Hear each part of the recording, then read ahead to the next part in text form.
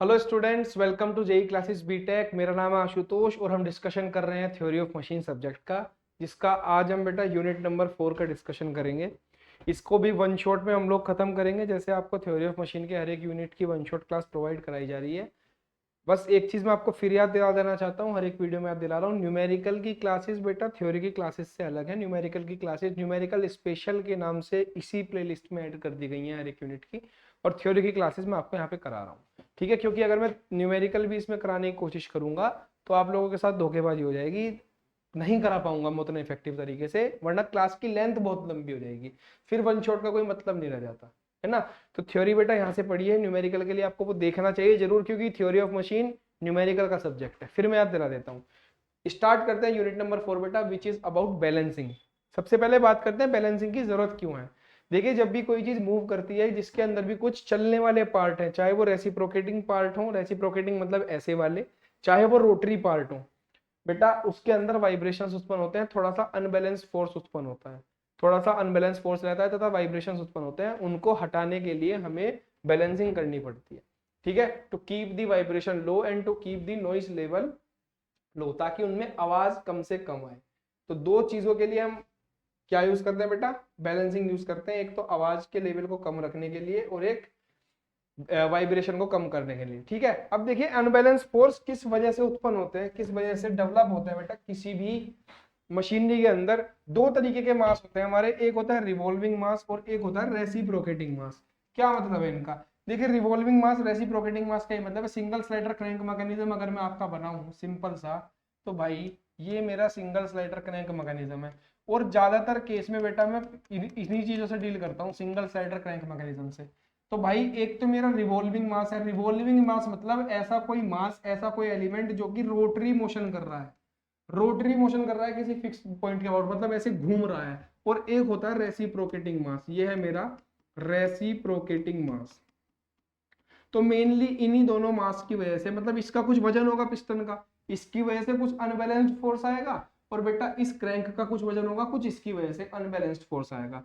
तो रेसिप्रोकेटिंग मास और रोटरी मास की वजह से दो मास होते हैं, इन दोनों की वजह से, मतलब ये दो वजन है, इनकी वजह से मेरा अनबैलेंस्ड फोर्स डेवलप होता है किसी मशीनरी के अंदर। Unbalanced force always works in direction opposite to the acceleration direction. ये बेटा फंडामेंटल है अनबैलेंसिंग का, ध्यान रखना। बस ये मैंने आपको गुरु मंत्र दे दिया, जीवन भर के लिए याद कर लो। अनबैलेंस फोर्स किस डायरेक्शन में काम करेगा, opposite to the acceleration direction. मतलब मेरे भाई मैं ये कहना चाह रहा हूं, अगर आप अनबैलेंस्ड फोर्स पढ़ रहे हो किसका, रेसिप्रोकेटिंग मास का, तो रेसिप्रोकेटिंग मास का एक्सेलरेशन होगा इसी डायरेक्शन में। अगर ये उधर जा रहा है तो एक्सेलरेशन इधर होगा, अगर ये इधर आ रहा है तो एक्सेलरेशन इधर होगा। मैं मानता हूं कि एक्सेलरेशन इधर है अभी, ठीक है, इधर एक्सेलरेशन है किसका, पिस्टन का।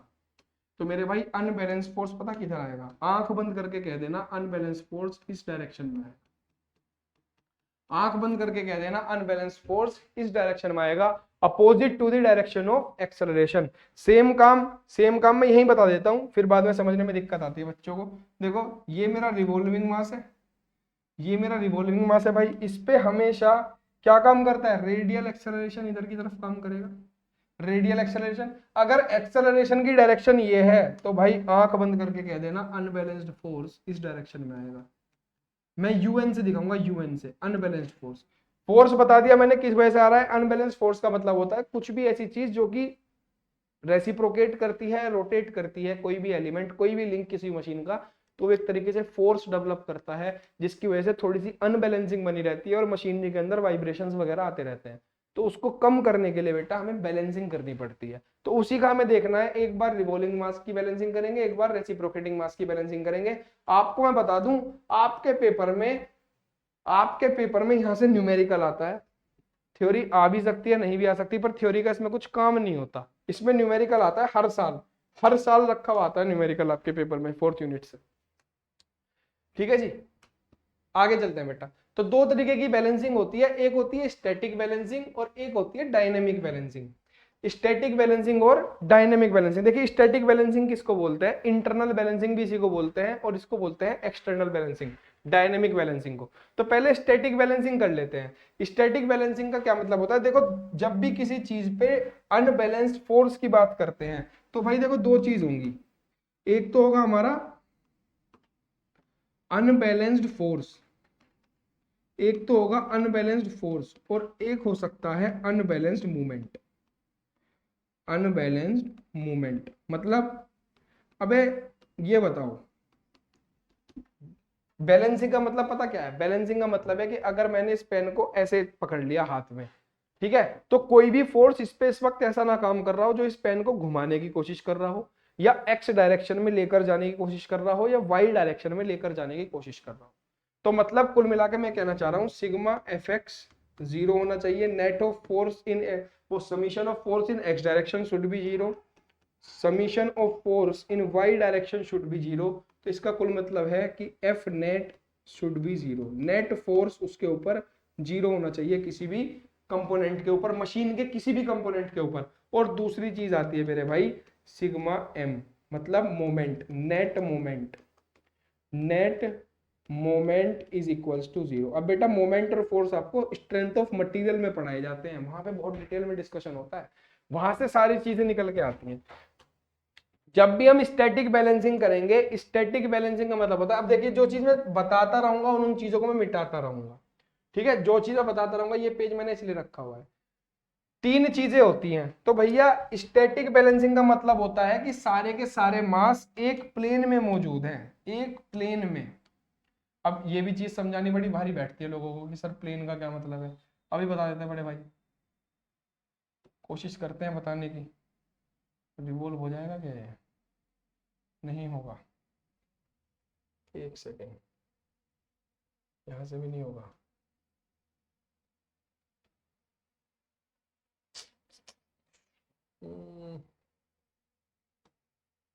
चलिए मैं ऐसे बता देता हूँ, प्लेन देखो, प्लेन का मतलब है, प्लेन का मतलब ये मेरे भाई कि अगर कोई शाफ्ट है, एक शाफ्ट कंसीडर कर लो, ये शाफ्ट है मेरे पास, ठीक है, और पहले मैं रिवॉल्विंग मास की बात कर रहा हूँ, रिवॉल्विंग मास, ये कोई शाफ्ट है और ये घूम रही है, ये बेटा इधर से फिक्स के अंदर लगी हुई है, इधर रिवॉल्व कर रही है, और इधर भी फिक्स के अंदर लगी हुई है, रिवॉल्व कर रही है, ठीक है, इधर फिक्स के अंदर लगी हुई है, रिवॉल्व कर रही है, घूम रही है, मतलब इस डायरेक्शन में ऐसे घूम रही है। मस्त, ये पेन है, मतलब इस पेन को बेटा मैंने ऐसे पकड़ा हुआ है और इसको ऐसे घुमा रहा हूँ, कुल मिला के यही है सामने आपके, ठीक है, ये पेन घूम रहा है। अब आप इमेजिन करो इसके ऊपर कोई अनबैलेंस्ड मास लगा हुआ है, मतलब मैंने क्या काम करा यहाँ पर, ये यहाँ पर कोई मास है m, और यहाँ से मास से इसकी डिस्टेंस है बेटा r, कितनी डिस्टेंस है r, यही डायग्राम देखो आपका यहाँ पे बना हुआ है, मास से डिस्टेंस है r। तो भाई आंख बंद करके कह दो कि इस पे एक रेडियल एक्सेलरेशन काम कर रहा होगा, किधर, इधर, जिसकी वैल्यू कितनी होगी, r ओमेगा स्क्वायर के बराबर। और ये रिजिड है बेटा, ये लिंक रिजिड है, मतलब ये वेल्डेड है इससे, मास, मास वेल्डेड है, ऐसा मान लो, ऐसा मान लो आप, ये बोतल है, इस बोतल के ऊपर मैंने पेन को वेल्ड कर दिया, वेल्ड कर दिया, और बेटा यहाँ पे एक टमाटर लगा दिया ऊपर। अब जब ये बोतल घूमेगी, ये सब चीजें ऐसे घूमेंगी आपकी, तो वो आप जब इस बोतल को ऐसे छोड़ोगे ना, तो ये मास जो है ये कोशिश करेगा हमेशा नीचे जाने की, इस पे अनबैलेंस क्रिएट करेगा। तो इस मास को बैलेंस करना, हमें क्या करना है, इस मास को बैलेंस करना है। इसको बैलेंस करने के लिए क्या करना पड़ेगा, बैलेंस करने के लिए बेटा इसके सेम प्लेन में, इसके से, अगर आप स्टैटिक बैलेंसिंग कर रहे हो, अगर आप स्टैटिक बैलेंसिंग कर रहे हो, स्टैटिक बैलेंसिंग का मतलब होता है यही कि आपको सेम प्लेन, सेम प्लेन में बैलेंसिंग करनी होगी, सेम प्लेन में बैलेंसिंग करेंगे, मतलब सेम प्लेन में मास लगाएंगे। देखो इसी केस को बैलेंस करने का क्या तरीका है जो मैंने बताया, ये बोतल हो गई, इधर आपने ये लगा दिया, अब ये क्या कोशिश कर रहा होगा, ये इसको बार बार नीचे लेके जाने की कोशिश कर रहा होगा, ऐसे है ना, ऐसे लगा दिया मैंने, ये रोटेट हो गया, यहाँ आके रुकेगा हमेशा, अगर इस पे वजन लगा दूं तो इसको बैलेंस करने के दो तरीके हैं, या तो आप इसको हटा दो। अब बेटा हटाना पॉसिबल होता तो हम ये पढ़ते ही क्यों, हटा ही ना देते, इतना दिमाग क्यों लगाते। ऐसा मानो इसको हटाना पॉसिबल नहीं है और इसकी वजह से अनबैलेंस क्रिएट हो रहा है, हमेशा ये शाफ्ट जो है यहाँ आके रुक रही है मेरी, तो क्या करेंगे, इसके विपरीत डायरेक्शन में, इसके अपोजिट डायरेक्शन में एक और शाफ्ट लगाओ, जो बिल्कुल लाइन ऑफ एक्शन सेम होनी चाहिए इनकी, दोनों फोर्सेस की लाइन ऑफ एक्शन सेम होनी चाहिए, बस यही मतलब है सेम प्लेन का। प्लेन का मतलब है बेटा ये एक लाइन में होने चाहिए दोनों फोर्स, ऐसे। क्यों? क्योंकि अगर फोर्स की लाइन अलग हो गई, अगर इनकी लाइन अलग हो गई तो बेटा इनके बीच में क्या आ जाएगा, इनके बीच में आ जाएगा डिस्टेंस, परपेंडिकुलर डिस्टेंस, और इसकी वजह से ये मोमेंट क्रिएट कर देंगे। ठीक है, तो स्टैटिक बैलेंसिंग और डायनामिक बैलेंसिंग का अंतर आपको यही बताना था मुझे। स्टैटिक बैलेंसिंग में सेम प्लेन में बैलेंसिंग होती है, मतलब इस प्लेन की बिल्कुल सीध में, इस प्लेन के बिल्कुल सीध में आप सेम मास लगा दो। अगर इधर 1 किलो का टमाटर लगा हुआ है तो इधर भी 1 किलो का टमाटर घुसा दो, यकीन मानो जहां पे शाफ्ट को रोकोगे वहीं रुक जाएगी, बैलेंसिंग हो जाएगी। क्यों? क्योंकि एक साइड से जो फोर्स लगा, कहते नहीं लोहे को लोहा काटता है, एक साइड से जो फोर्स लगा उसको दूसरी साइड का फोर्स इक्वल कर देगा, तो इसको मैं कहता हूं बैलेंस्ड मास। क्या कहता हूं? बैलेंस्ड मास। अब बेटा ये भी वेल्डेड है, ये भी इससे वेल्डेड है, अब घूमेगा तो ये भी, आप कहोगे सर हाँ सही बात है घूमेगा तो ये भी, तो मेरे भाई ये भी घूमेगा तो इसका भी किधर होगा? अच्छा, इस पे अनबैलेंस फोर्स कहाँ काम कर रहा था? अगर रेडियल एक्सेलरेशन इधर था तो अनबैलेंस्ड फोर्स इस डायरेक्शन में काम कर रहा था, अनबैलेंस्ड फोर्स इस डायरेक्शन में काम करेगा। क्या बताया था मैंने? Unbalanced force always works in direction opposite to the acceleration direction. Acceleration अगर इधर है तो अनबैलेंस्ड फोर्स ऊपर की तरफ आएगा, देख लो एक्सेलरेशन इधर था, अनबैलेंस्ड फोर्स ऊपर की तरफ आ रहा था, और इसका वैल्यू कितनी होती है? इसकी वैल्यू होती है मास इंटू एक्सेलरेशन के बराबर। मास इंटू मास किसका? जो वो मास जो कि अनबैलेंस क्रिएट कर रहा था उसका मास गुणा उसका एक्सेलरेशन। अनबैलेंस फोर्स होगा एम आर ओमेगा स्क्वायर के बराबर। ठीक है, आपने क्या काम किया भैया? आपने क्या काम किया? आपने एक बैलेंस मास लगाया, बैलेंस मास लगाया तो इसका, मैं कह रहा हूं कि इसकी जो रेडियस है जितनी दूरी पे लगा, ये है आपकी आर बी। क्या है? बैलेंस्ड मास और आर बी। तो भैया इसका एक्सेलरेशन किधर काम करेगा? आप कहोगे सर एक्सेलरेशन इसका इधर की तरफ काम करेगा, तो इस पे भी एक फोर्स कहां इधर आएगा, इधर आएगा, इधर आएगा, और इसकी वैल्यू कितनी होगी? M B R B omega square. Radial acceleration कितना था इसका? R B omega square. ठीक है, कितना होगा? M B R B omega square. ये क्या है हमारा? ये है हमारा बैलेंस्ड फोर्स। Balanced force. आप कहोगे सर आपने वजन बढ़ा दिया सिस्टम का। अरे हाँ मूर्खो, बढ़ाया वजन, जानबूझ के बढ़ाया, लेकिन अपने फायदे के लिए बढ़ाया। मैं इस मास को नहीं हटा सकता था, ये मेरे काम की चीज होगी यार, इसको मैं नहीं हटा सकता, लेकिन इसकी वजह से मेरी शाफ्ट पे क्या हो रहा है? इसकी वजह से मेरी शाफ्ट पे अनबैलेंस फोर्स क्रिएट हो रहा है, तो उसको बैलेंस करने के लिए मैंने एक्स्ट्रा वजन लगाया अपनी मशीन में, लेकिन ये फोर्स को बैलेंस कर दिया। अब क्या होगा? बैलेंसिंग के लिए, फॉर बैलेंसिंग, बैलेंसिंग के लिए बेटा क्या होगा? बैलेंसिंग के लिए ये फोर्स और ये फोर्स इक्वल होना चाहिए। Balanced force must be equal to unbalanced force, या फिर मैं कहूं F net is equal to 0 होना चाहिए। एफ नेट का मतलब क्या होता है? नेट का मतलब होता है टोटल फोर्स। तो balanced force minus unbalanced force must be equal to 0। तो यहां से क्या आ गया? Balanced is equal to unbalanced. करो, बैलेंस की वैल्यू कितनी है बेटा? M B into R B into omega square is equal to M into R into omega square. Omega square से ओमेगा स्क्वायर कट गया, क्या आ गया? M B into R B is equal to M into R. इस फॉर्मूले से आप निकाल सकते हो। अगर मैंने कहा कि मेरा जो अनबैलेंस्ड मास है वो 10 किलो का है और वो कितनी दूरी पर है? वो 5 मीटर की दूरी पर है, तो बैलेंस्ड मास के लिए मैं क्या करूंगा? M B into R B से मल्टीप्लाई कर दूंगा, मतलब M B into R B मेरा कितना होना चाहिए? 50 होना चाहिए। तो आपकी मर्जी है, एम को 10 ले लो, आर को 5 ले लो, या फिर इसको 5 ले लो, इसको 10 ले लो, या फिर इसको 25 ले लो, इसको 2 ले लो, या फिर इसको 2 ले लो, इसको 25 ले लो। जोन सा भी ऑप्शन आपको पसंद हो वो कर सकते हो, आपकी शाफ्ट बैलेंस हो जाएगी। आई होप बेटा ये चीज आपको समझ में आई होगी। इसी तरीके से बैलेंसिंग करते हैं, ये आपका स्टैटिक बैलेंसिंग कहलाता है। इसी को इंटरनल बैलेंसिंग में बोलते हैं। इंटरनल क्यों बोलते हैं? क्योंकि ये एक प्लेन की बैलेंसिंग है, याद रखना। और किसकी है? रिवॉल्विंग मास की। अभी हम घूमने वाले मास के बारे में बात कर रहे हैं, ठीक है। सवाल आते हैं आपके पेपर में इसके। आगे चलते हैं बेटा। डायनेमिक बैलेंसिंग, सवाल उसमें देख लेना, पेपर में एक बार देख लेना, आंखें खोल के नशे में मत बैठना कि क्वेश्चन में डायनेमिक बैलेंसिंग लिखा है कि स्टैटिक बैलेंसिंग लिखा है। स्टैटिक बैलेंसिंग में सिंपल ये होता है। अब देखो इसका रट्टा मारे फिर रहे हैं लोग बाग, पब्लिक इसका रट्टा मारे फिर रही है। अबे मैंने तुम्हें ट्रिक बता दी, तरीका बता दिया कहां से फॉर्मूला निकल के आता है। आपको बस अब एक चीज समझ में आनी चाहिए, शाफ्ट बनाई, शाफ्ट बनाई, उस पर रिवॉल्विंग मास लगाया, आर एक्सेलरेशन किधर काम करेगा? हमेशा सेंटर की तरफ, हमेशा सेंटर की तरफ ही रेडियल एक्सेलरेशन है कितना आर ओमेगा स्क्वायर, इसके अपोजिट में आएगा अनबैलेंस्ड फोर्स कितना M R omega square, mass into acceleration.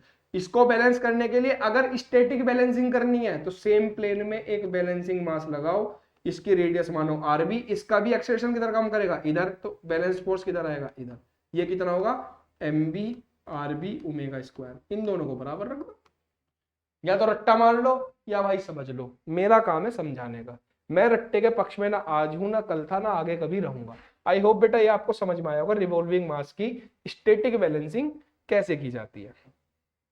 ठीक है, आप क्वेश्चन पेपर उठा के देखना, आपको न्यूमेरिकल दिख जाएगा इसके ऊपर। यहां आता है फिर अगला केस डायनेमिक बैलेंसिंग का।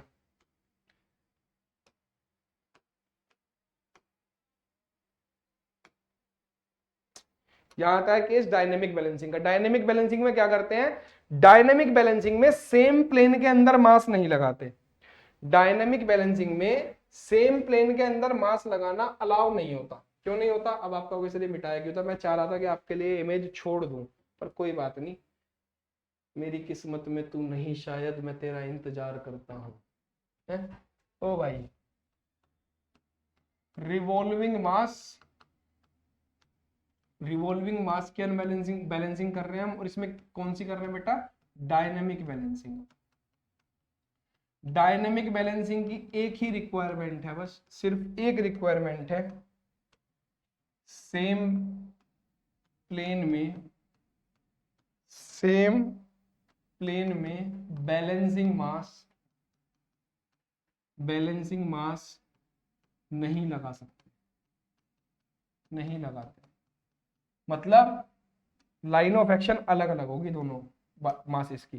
देखो यहां पर एक ही लाइन में लगा रखा था क्योंकि स्टैटिक बैलेंसिंग है। डायनेमिक में बेटा क्या होगा, डायनेमिक का केस अगर बनेगा, अभी भी शाफ्ट ही है, रिवॉल्विंग मास है हमारा, और ये कहीं ऐसे लगी हुई है और ये घूम रही है, इसके ऊपर कोई एक मास लगा हुआ है जिसको हम मजबूरी में हटाने, बच्चों को ये समझ में आता सर बैलेंसिंग मास क्यों आ रहा है, अरे मेरी मजबूरी है उसको ना हटाना, वो इसका हिस्सा है, कुछ काम कर रहा है ये मास, खामा खा नहीं लगा हुआ है कि भाई मजे लेने के लिए लगा दिया, समझो।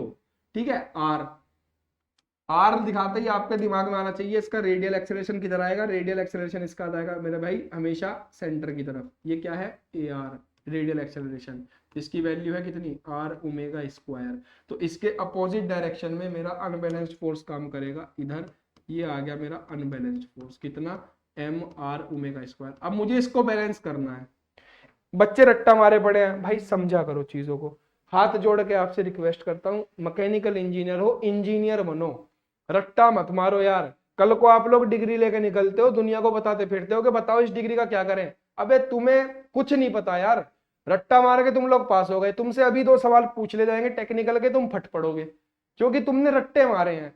समझने वाले लोग, समझाने वाले लोग तुम्हें मिले नहीं या तुमने ढूंढे नहीं, वो मुझे नहीं पता। तो बेटा अब मुझे डायनामिक बैलेंसिंग करनी है, अगर स्टैटिक करनी होती मैं मस्त इसके ठीक सामने एक वो लगा देता, फोर्स लगा देता।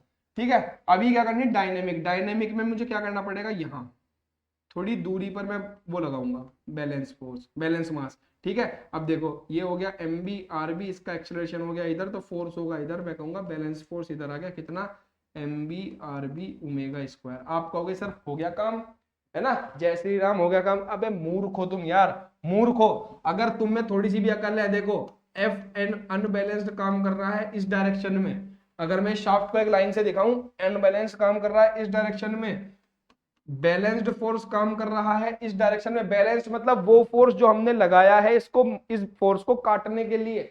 ठीक है भैया, देखो दोनों के बीच में है एक क्या, लीनियर डिस्टेंस, परपेंडिकुलर डिस्टेंस, मैंने कहा ये ए है, तो दोनों कपल बना रहे हैं कि नहीं बना रहे, शाफ्ट को ऐसे घुमा देंगे, अगर ये शाफ्ट है ना इसको ऐसे घुमाने की कोशिश करेंगे ऐसे, तो इससे मुझे क्या पता चला, सिंगल मास की सहायता से मैं डायनेमिक बैलेंसिंग नहीं कर पाऊंगा, मुझे कम से कम 2 मास की जरूरत पड़ेगी, एक मास इधर लगाओ, एक मास इधर लगाओ, एक मास इधर लगाओ, एक मास इधर लगाओ, ये क्या है बेटा, ये भी मेरा बैलेंसिंग मास है MB1 MB2। ठीक है, या फिर इसको मैं कैपिटल बी मान लेता हूँ, मैंने कहा ये कैपिटल बी है और ये मेरा बी है, इस पे भी क्या होगा रेडियल एक्सेलरेशन इधर आएगा, बैलेंसिंग फोर्स इधर आएगा, इसके लिए वैल्यू क्या होगी बी बी ओमेगा स्क्वायर। अब इनके बीच की डिस्टेंस देख लो, ये डिस्टेंस कितनी है A1, ये डिस्टेंस कितनी है A2 और ये डिस्टेंस कितनी है A3। ठीक है, तो मिनिमम 2 बैलेंसिंग मास की जरूरत पड़ती है डायनेमिक बैलेंसिंग में बैलेंस करने के लिए। सिंगल से क्यों नहीं हो पाया? अगर सिंगल से करने की कोशिश करते हैं तो कपल बन जाता है, मोमेंट आ जाता है, नेट मोमेंट। और अगर आप में थोड़ा सा भी दिमाग है तो आपको अब ये भी समझ में आ जाना चाहिए कि स्टैटिक बैलेंसिंग में क्यों नेट मोमेंट जीरो नहीं करते, क्यों नेट फोर्स जीरो करके काम चल जाता है? क्योंकि बैलेंस्ड फोर्स और अनबैलेंस्ड फोर्स मूर्खों एक ही लाइन के अलोंग काम कर रहे थे, इनके बीच की परपेंडिकुलर डिस्टेंस जीरो थी, तो इसका मतलब मूवमेंट जीरो हो जाएगा, अपने आप जीरो हो जाएगा मूवमेंट। इस केस में करने की जरूरत नहीं है, यहाँ पे आपको मूवमेंट मिल रहा है। स्ट्रेंथ ऑफ मटेरियल में चले जाओ थोड़े से, अगर पढ़ी लिखी है तुमने तो मुझे पता है, अगर तुमने रट्टा मारा होगा तो घंटा कुछ समझ में नहीं आएगा आपको। ठीक है, इसीलिए मैं आपको सब चीजें बताता हूँ। बच्चे कमेंट करते हैं सर आपकी वीडियो लंबी लगती है। भाई मुझे नहीं पता ना तुम किस लेवल का पढ़ के आए हो, मैं अपनी तरफ से हर चीज बताने की कोशिश करूंगा आपको। आप ये ना कह दो सर भी पता नहीं क्या बता के निकल गए। भाई मैं गाली नहीं खाना चाहता, मैं आपको नॉलेज देना चाहता हूँ। रट्टा रट्टा मारने का काम तो आप आज तक करके ही आए हो। ठीक है, मैं आपको ये बताना चाहता हूँ चीजें चल कैसे रही हैं। तो बेटा डायनेमिक बैलेंसिंग ऐसे होती है, देखो ये मेरा मास था, ठीक है, इसमें मुझे क्या करना है, नेट फोर्स जीरो और मोमेंट नेट भी जीरो। Minimum 2 balancing masses are required. क्यों रिक्वायर्ड है मैंने बता दिया। ये मास था, इसको मैंने M1 M2 दो मास से वो करा, क्या नाम है, बैलेंस करने की कोशिश करी।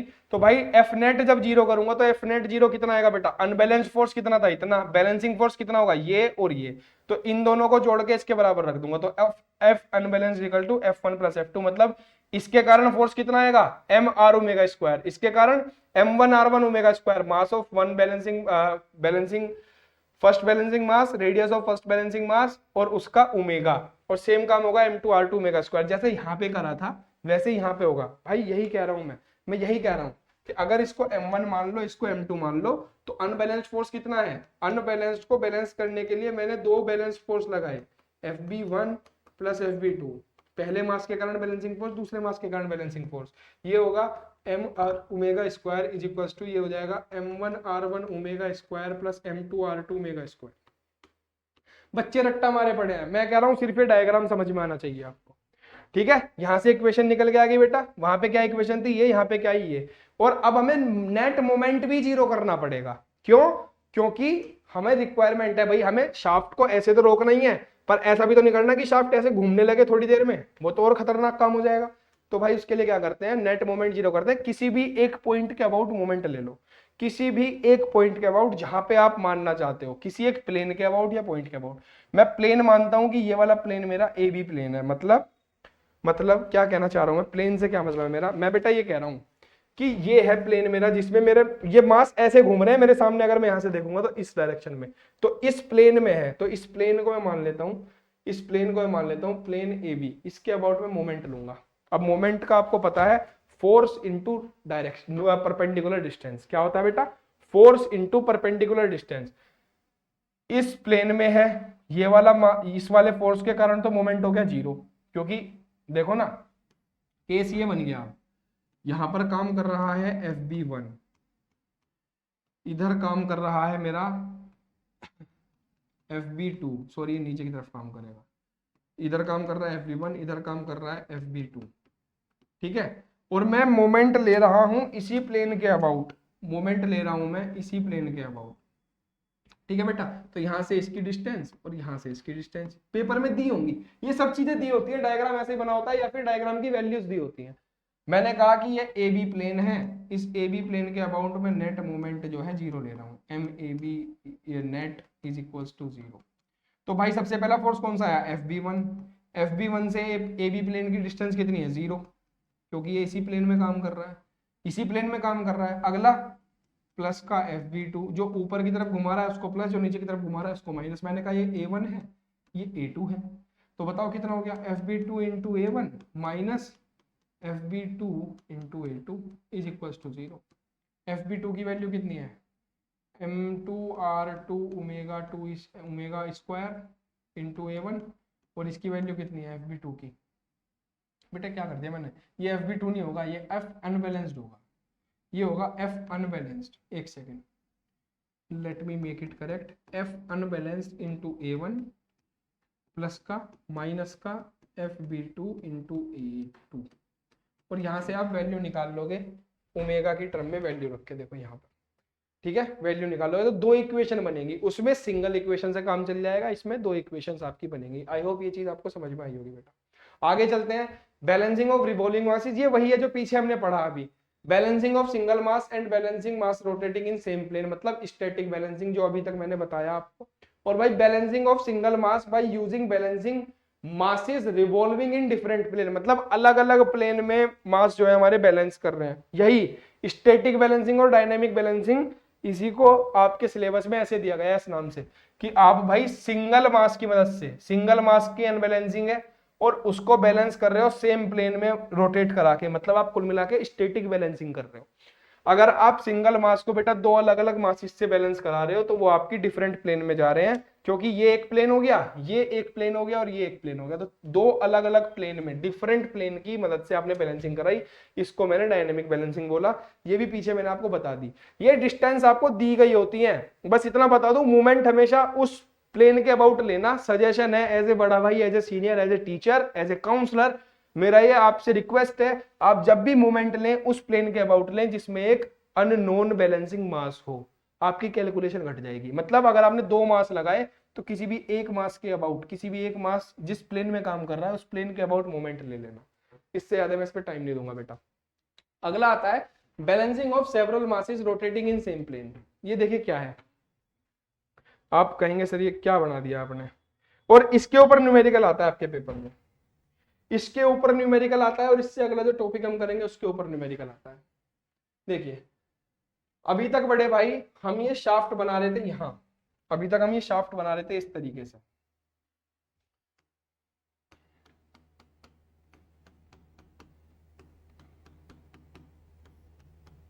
अच्छा केस कौन सा पढ़ रहे हैं हम पहले ये देख लेते हैं। चार तरीके की बैलेंसिंग होती है, स्टैटिक डायनेमिक मैंने बता दी। स्टैटिक होती है आपकी सिंगल प्लेन को, सिंगल मास को सिंगल उसी सेम प्लेन में मास लगा के बैलेंस करना, आपके सिंगल मास को अलग अलग प्लेन में मास लगा के बैलेंस करना, ये है आपकी बैलेंसिंग ऑफ सेवरल मासेस, अलग अलग मासेस हैं rotating in same plane, same plane में रोटेट कर रहे हैं, ठीक है। देखिए अब मैं क्या कह रहा हूं बेटा, एक ही पॉइंट पर, एक ही पॉइंट पर मेरे भाई, एक ही पॉइंट पर एक से ज्यादा मास लगे हुए हैं, ये M1 है, ये M1 है बड़े भैया, इसके पीछे कहीं M2 लगा हुआ है, इसके पीछे कहीं M2 लगा हुआ है, इधर यहाँ M3 लगा हुआ है, ये सारे एक ही प्लेन में है। अब आप कहोगे सर कुछ समझ नहीं आ रहा, देखो ऐसा मानो इस बोतल के ऊपर एक दो तीन, तीनों एक दूसरे की सीध में पेन लगे हुए हैं, इनके ऊपर कुछ वजन लगा हुआ है, ठीक है। अभी आप साइड से देखोगे तो आपको ये ऐसे दिखाई देंगे। अब मैं क्या कर रहा हूं, इसको मैं ऐसे ना दिखा के ना आपको ऐसे दिखा रहा हूं, यहां से देखो, जब आप इसको सामने से देखोगे तो आपको अलग अलग मास दिखाई देगा, ये भी लेंथ दिखाई देगी, ये भी दिखाई देगा और ये भी दिखाई देगा। अगर आप अभी ऐसे देखोगे बेटा साइड से, साइड से, तो आपको तो ये महसूस होगा कि ये मास यहाँ पे है, ये मास यहाँ पे है, ये मास यहाँ पे है। क्या आप इतना इमेजिन कर पा रहे हो? तीनों के तीनों एक सीध में दिखाई देंगे। जब आप ऐसे कर लोगे अब आपको अलग अलग लेंथ दिखाई देगी इन तीनों की। तो मैं इस केस को ऐसे देखूंगा कि ये मेरी शाफ्ट है, ये मेरी शाफ्ट है जो कि इस पॉइंट को रिप्रेजेंट कर रही है बड़े भैया, ठीक है। और इसमें अलग अलग मास लगे हुए हैं, मैंने कहा एक मास ये लगा हुआ है M1 R1 रेडियस पे, एक मास ये लगा हुआ है M2 R2 रेडियस पे, एक मास ये लगा हुआ है M3 R3 रेडियस पे, और इन तीनों को मुझे बैलेंस करना है सिंगल मास से, स्टैटिक बैलेंसिंग करनी है। स्टैटिक बैलेंसिंग का मतलब है सिंगल मास यूज होगा, single mass in same plane, single mass in same plane, इसका मतलब है सिर्फ नेट फोर्स जीरो होना चाहिए, नेट फोर्स जीरो होना चाहिए, मोमेंट अपने आप जीरो हो जाएगा। मैंने यहां पर एक मास लगा दिया MB। अब वो डायग्राम देखो, अब आपको समझ में आ जाएगा बेटा। देखिए ये मेरा अनबैलेंस्ड फोर्स था, ये मेरा मास M1 लगा हुआ था, ये मेरा मास M2 लगा हुआ था, ये मेरा M3 M4। कमाल की बात, ये डेरिवेशन नहीं आता, ये न्यूमेरिकल आएगा एज इट इज। मैं आपको बेटा न्यूमेरिक, इसमें आपको वैल्यूज रखनी बता रहा हूं। पता है क्वेश्चन कैसा आता है कि 10 kg mass is working at a radius of 5 metre, ठीक है। तो आपको क्या करना है, एक हॉरिजॉन्टल लाइन ले लेनी है। सबसे पहले एक हॉरिजॉन्टल लाइन ले लो और हर एक मास का एंगल बताया होगा, आइदर इन क्लॉकवाइज डायरेक्शन और इन एंटी क्लॉकवाइज डायरेक्शन। ये चीज ध्यान रखना। हॉरिजॉन्टल लाइन ले ली, हॉरिजॉन्टल प्लेन, इससे एंगल दिया होगा आपको कि 30 degree anti clockwise, anti clockwise मतलब घड़ी की सुई की उल्टी दिशा में। तो आप एक काम करना, यहाँ से 30 डिग्री का एंगल बनाना और वहां पे एक लाइन खींच देना, और यहाँ पे हो गया आपका m1 मास। ये कितना है 30 kg, पेपर में दिया होगा आपको 30 kg, और r दिया होगा आपको 5 मीटर, कि it is working at a 5 metre radius at a 30 degree angle in anti-clockwise direction. Another mass is working in the same plane. ये लाइन स्टार्टिंग में लिखी होगी कि all the masses are working in same plane or in different plane. ये चीज देख लेना, same plane का मतलब है कि सारे के सारे एक ही पॉइंट से होके गुजरेंगे, कौन करंट फोर्सेस जनरेट करेंगे। कौन करंट मतलब वो फोर्स जो एक पॉइंट पर आकर मिल रहे हो। ठीक है बेटा। M2 mass is working at angle theta 2 in anti-clockwise direction at a radius of R2. M3 mass is working at a radius 3 in anti-clockwise direction at a angle theta 3. इन तीन मास को बैलेंस करने के लिए मुझे स्टैटिक बैलेंसिंग करनी थी, तो मेरे रिक्वायरमेंट क्या होगी, स्टैटिक बैलेंसिंग सुनते ही मेरा दिमाग खुलना चाहिए। पेपर में लिखा होगा you will have to perform static balancing और डायनेमिक बैलेंसिंग। तो बेटा स्टैटिक बैलेंसिंग करनी थी, मेरे दिमाग में आएगा सिर्फ सिंगल मास यूज करूंगा, और वो भी सिर्फ सेम प्लेन में। सेम प्लेन का मतलब है लाइन ऑफ एक्शन सेम होनी चाहिए, बैलेंसिंग फोर्स की और आपके अनबैलेंसिंग फोर्स की। ठीक है, तो मैंने एक बैलेंसिंग मास लगा दिया MB, RB रेडियस पे काम कर रहा है, इस पे अनबैलेंस, इसका एक्सेलरेशन इधर होगा तो अनबैलेंस फोर्स इधर होगा, इसका एक्सेलरेशन इधर होगा। मैंने क्या बताया था, एक्सेलरेशन अब हमेशा सेंटर की तरफ, तो अनबैलेंस्ड फोर्स उसकी अपोजिट डायरेक्शन में, इसका इधर होगा अनबैलेंस्ड फोर्स, तो इसका बैलेंसिंग फोर्स इधर होगा। बस बैलेंसिंग फोर्स के कंपोनेंट लो और सॉल्व कर दो। अब देखो क्या हुआ, अब देखो बेटा क्या हुआ। ये बहुत आसान से टॉपिक्स हैं यार, मुझे ये नहीं समझ में आता इनका रट्टा लगाते क्यों है बच्चे। भाई समझने की कोशिश करा करो ना यार। अगर कोई ढूंढो, आपको चीजें मिलेंगी इंटरनेट पे, ऐसी बात नहीं है। अगर अच्छे लोग हैं तो बुरे भी हैं, बहुत लोगों ने बहुत गंदे तरीके से भी पढ़ाया हुआ है, ठीक है, लेकिन आप ढूंढोगे तो मिल जाएगा कोई ना कोई। मैं तो मिल ही गया, खैर आपको क्या ही तारीफ करूं अपनी, है ना।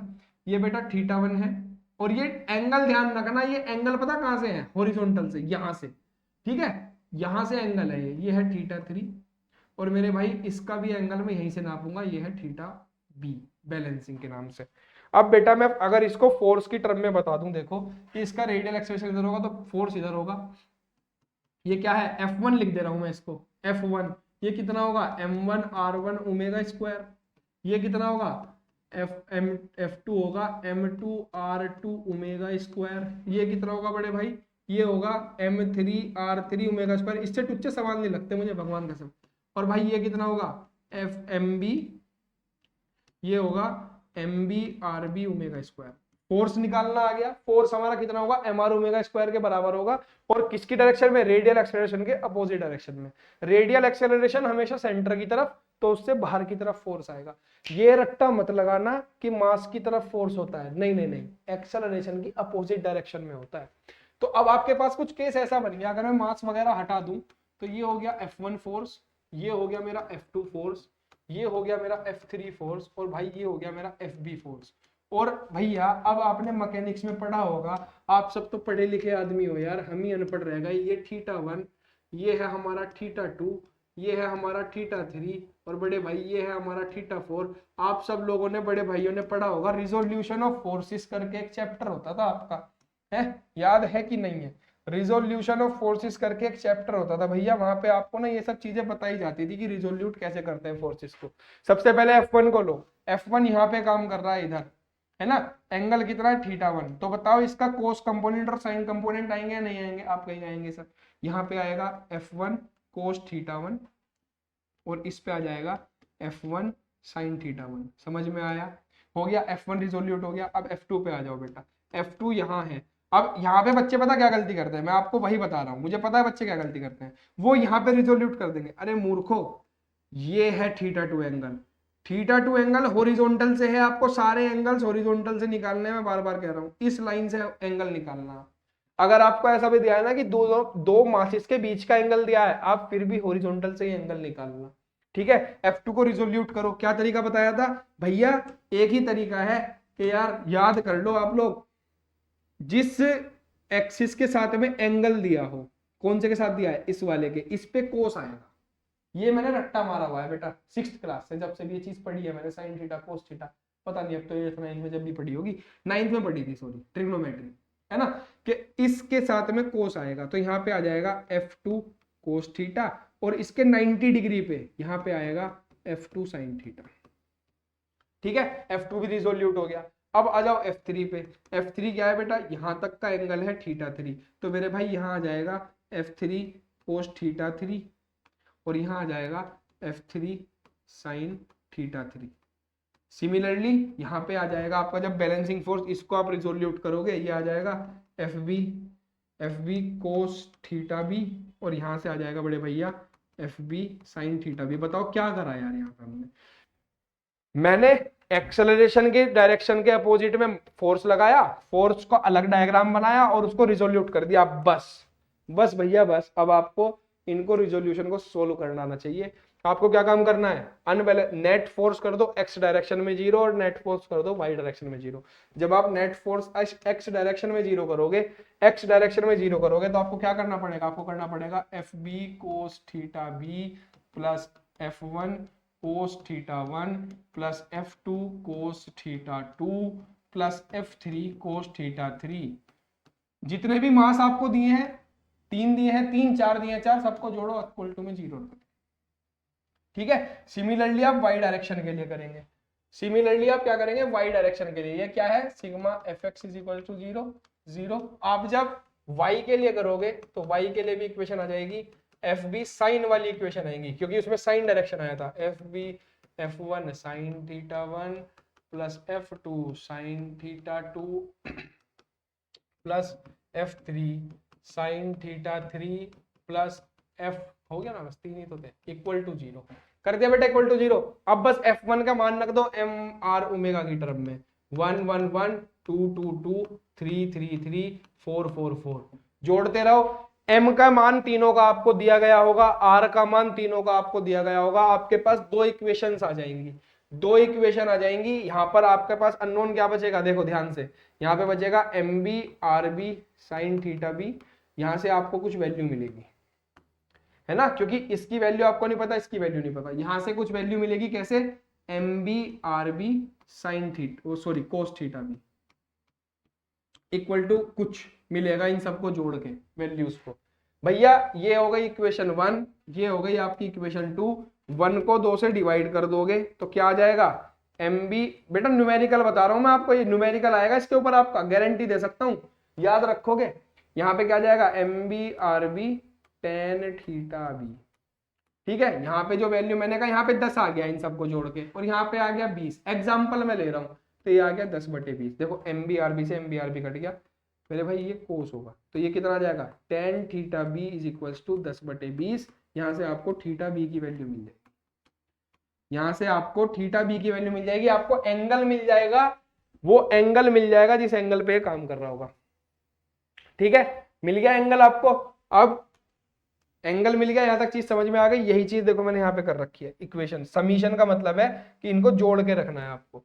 मिल गया, एंगल मिल गया। अब एंगल के बाद बेटा क्या काम करो, एक बार इक्वेशन नंबर 1 को जोड़ो और इक्वेशन नंबर 2 को जोड़ो स्क्वायर करके। मतलब मैं क्या कहना चाह रहा हूँ, क्या कहना चाह रहा हूँ मेरे भाई, इसको स्क्वायर करो प्लस इसको स्क्वायर करो, जो वैल्यू आपकी आई है क्या हो जाएगा, MB RB साइन थीटा का square plus MB RB cos theta का स्क्वायर। भाई हमारा मोटिव क्या है, हमें 3 वैल्यू निकालनी है, mass of balancing mass, radius of balancing mass और एंगल ऑफ बैलेंसिंग मास, यही तो निकालना है हमको।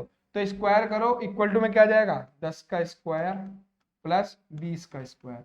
यहां से मेरे भाई MB स्क्वायर और RB स्क्वायर कॉमन ले लो, तो क्या बचेगा, sine square theta plus cos square theta is equal to, ये जो भी आएगा 100 जमा 400, देखिए ये हो गया 1। तो यहाँ से आपको वैल्यू मिल जाएगी MB स्क्वायर RB स्क्वायर की, MB square RB square is equal to 500।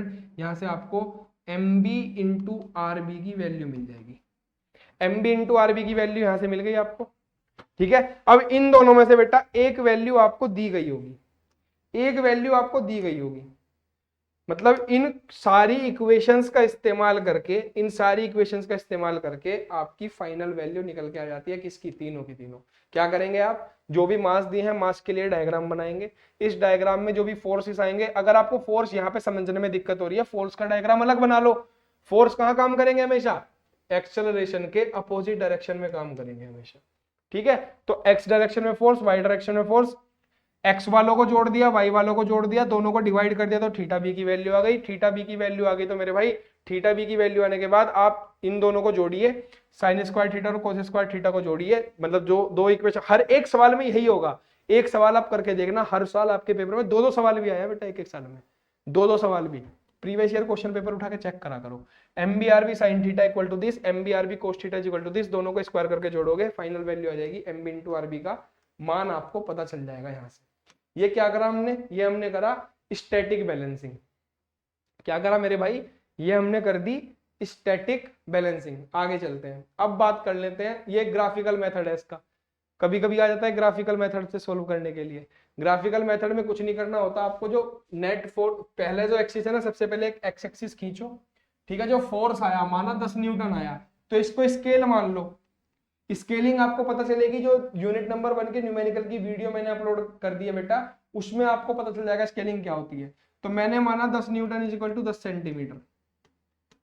अगर आपको ये सब कैलकुलेशन नहीं करनी तो उससे बचने के लिए ग्राफिकल मेथड है, पर देखना पड़ेगा सवाल में लिखा तो नहीं है कि एनालिटिकल मेथड से सोल्व करें या ग्राफिकल मेथड से सोल्व करें। अगर ग्राफिकल से कहा है आपको ग्राफिकल से करना पड़ेगा, अगर एनालिटिकल या ग्राफिकल कुछ नहीं लिखा है, मैं पर्सनली सजेस्ट करता हूं बेटा एनालिटिकल मेथड अप्रोच करना, आसान होता है, ये आसान होता है। ग्राफिकल में बता देता हूं, जितना भी फोर्स आया m1 r1 ओमेगा 1 स्क्वायर का, मैंने कहा 10 आया, तो भाई 10 कहां काम करेगा, एक्स एक्सिस से थीटा, ये दिया होगा कि भाई 45 डिग्री पे है, एक्स एक्सिस से 45 डिग्री पे है मास m1, तो भाई कहां काम करेगा, 45 डिग्री पे लाइन खींच दो 10 सेंटीमीटर की।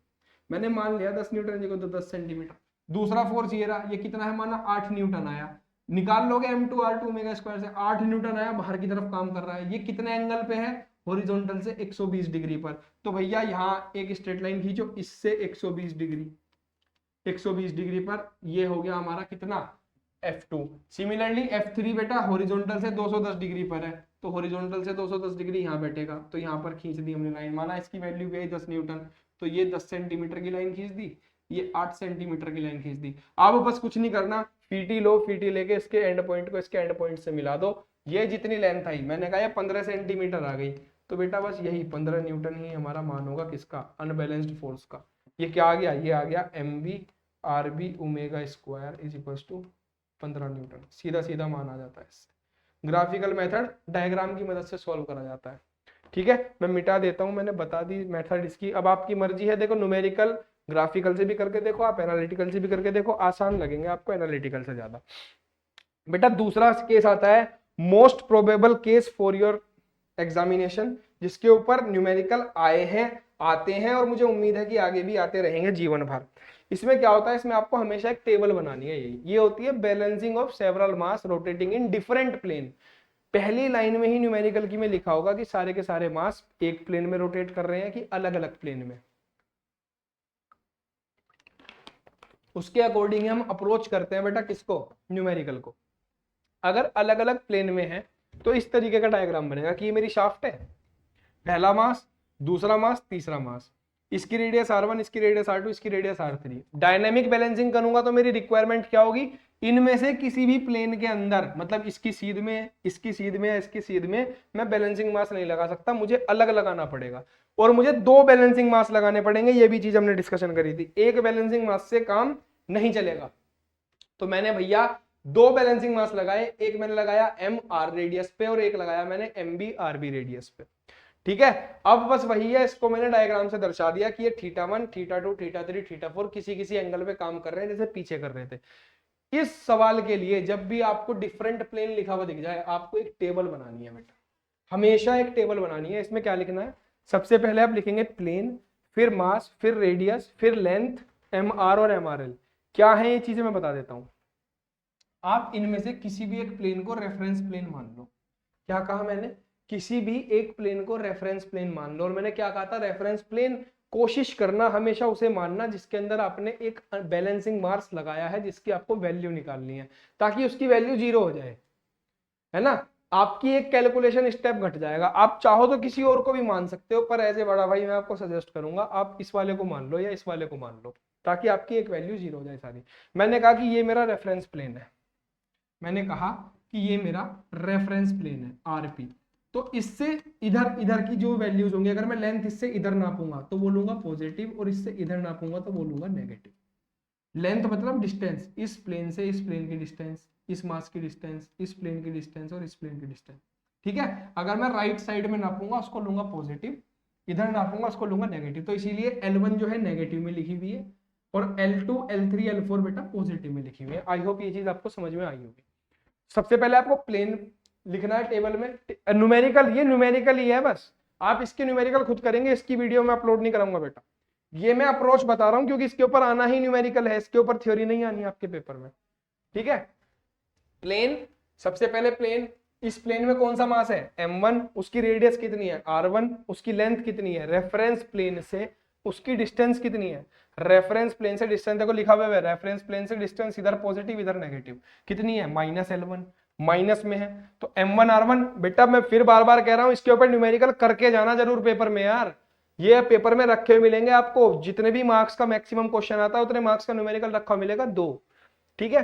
m1 r1, फिर आपको क्या करना है m और r की मल्टीप्लाई कर देनी है, और एक कॉलम में कर देना है mrl, mr की l में मल्टीप्लाई, इसके साथ किसके, साइन के साथ में। सेम काम b के लिए कीजिए, b प्लेन हो गया, मास हो गया m, रेडियस होगी r। दो बैलेंसिंग मास मैंने इसमें लगाए थे, क्यों, डायनामिक बैलेंसिंग में दो मास के हेल्प से बैलेंसिंग होती है, एक की मदद से नहीं होती, और आपकी मर्जी है वो आप कहीं भी लगाओ, एक यहां लगा दिया, एक यहां लगा दिया, आपकी मर्जी, आप यहां लगा देते, दोनों यहां लगा देते, लेकिन हमेशा कोशिश करना कि बीच में एक अनबैलेंस्ड मास आए। एक बैलेंसिंग मास यहां लगाया, एक बैलेंसिंग मास यहां लगा दिया, एक या एक से ज्यादा अनबैलेंसिंग मास आने चाहिए, मैंने 2 ले लिए, आप एक मान के भी कर सकते हो। तो बी प्लेन के लिए बेटा मास m, r रेडियस, लेंथ कितनी होगी 0, डिस्टेंस कितनी होगी 0, क्योंकि रेफरेंस प्लेन यही है, इससे l की वैल्यू कितनी होगी 0। सेम काम mr और 0, सेम काम cd और e के लिए करा आपने। फिर आप सबसे नीचे वाले कॉलम में इन सारी वैल्यूज को जोड़ दोगे, mr वाली वैल्यूज को और mrl वाली वैल्यूज को। हर एक न्यूमेरिकल में यही अप्रोच आपको लानी है, ठीक है। ये टेबल बनानी है, जितने भी मास दिए होंगे इसमें 1 2 3 मास के लिए मैंने लिया, अगर 4 5 भी दिए हैं तो बेटा कुछ नहीं होगा, नीचे 2 कॉलम और बढ़ जाएंगे बस, ठीक है। mrl, mr और mrl, ये चीजें आपको लिखनी है, ये सब चीज आपको क्वेश्चन में दी गई होंगी, आपको सिर्फ ये गुणा करनी आनी चाहिए। कर दी बड़े भाई, इसके बाद आपको क्या करना है, इसके बाद आपको करना है net force is equal to 0, मतलब x डायरेक्शन में और y डायरेक्शन में फोर्स को 0 करना है। मतलब ये जो वैल्यू आपकी आई है mr, mr, m2r2, m3r3, mbr, इनको साइन थीटा के साथ में लो, इनके एंगल के साथ में, एंगल्स दिए होंगे कि m1 r1 कितने एंगल पे काम कर रहा था, थीटा 1 पे, m2 r2 थीटा 2 पे, m3 r3 थीटा 3 पे, इनके एंगल्स दिए होंगे। तो वही जो पीछे स्टैटिक बैलेंसिंग करी थी उसी की तरह mr sin theta 1 plus m2 r2 sin theta 2 plus m3 r3 sin theta 3 plus mb rb sin theta b, इसी तरीके से कोस वाला m1 r1 cos theta 1 plus m2 r2 cos theta 2, जोड़ के दोनों को इक्वल 0 कर दो, ठीक है। अच्छा जी, अब अगला, अब हमें एक दो इक्वेशन तो यहां से मिलेंगी, हमें निकालना क्या है, हमें निकालना है ये एम बी आर बी और थीटा बी की value, balancing mass, balancing radius और बैलेंसिंग मास के एंगल की वैल्यू, कितने एंगल पे वो काम कर रहा है, वो हमारे, उसके लिए हमें इक्वेशंस बनानी पड़ेंगी। तो भाई अगला बैलेंस, आप क्या कर रहे हो, अब कर रहे हो आप डायनेमिक बैलेंसिंग। डायनेमिक बैलेंसिंग के लिए नेट मोमेंट भी 0 करना पड़ेगा। नेट मोमेंट 0 कैसे होगा मेरे भाई, ये जो एक बार तो इनके साथ साइन थीटा कोस थीटा का वो करो फैक्टराइजेशन, एक बार करो एम आर एल वाले का, इनका m1 r1 l1 sin theta 1, m2 r2 l2 sin theta 2, m3 r3 l3 sin theta 3, m4 r4 l4 sin theta, इनका साइन और इनका कोस जोड़ो, जोड़ के साइन वाले को 0 के इक्वल रखो, यहां से आपको साइन थीटा बी की वैल्यू निकल के आ जाएगी, और फिर कोस थीटा के लिए रखो, वहां से आपको थीटा की वैल्यू निकल के आ जाएगी। मतलब आपको इसका भी एंगल पता चल गया और आपको इसका भी एंगल पता चल गया, एम बी वाले का, एम का भी और एम बी का भी। मेरे भाई यही इस मेथड की खूबसूरती है, एक बार आप इस क्वेश्चन को करके देखिएगा, आसानी से सोल्व हो जाएगा। मैंने क्या कहा, इसमें साइन कंपोनेंट लेने हैं। फोर्स के लिए नेट फोर्स जीरो जब करोगे तो कोस थीटा साइन थीटा इसके लिए जीरो ले लेना। जब मोमेंट जीरो करोगे तो बस सीधा सीधा एमआरएल के लिए ले लेना। ये टेबल कुछ नहीं है, ये सारी वैल्यूज आपको अलग अलग निकालनी पड़ती, मैंने इसको एक टेबल की फॉर्म में बता दिया। और दुनिया भर के न्यूमेरिकल, कितना ही ठाड़ा न्यूमेरिकल आ जाइए बेटा, इससे सोल्व हो जाएगा। ठीक है, पब्लिक हला नहीं पाती न्यूमेरिकल्स को, आप चुटकियों में उड़ा दोगे, करके देखना एक बार। ठीक है, एक बार इसके साइन थीटा साइन कंपोनेंट को जोड़ो इक्वल टू जीरो करो, कोस थीटा कंपोनेंट को जोड़ो इक्वल टू जीरो करो, फिर एक बार इसके साइन थीटा कंपोनेंट और कोस थीटा कंपोनेंट को जोड़ो इक्वल टू जीरो कर दो।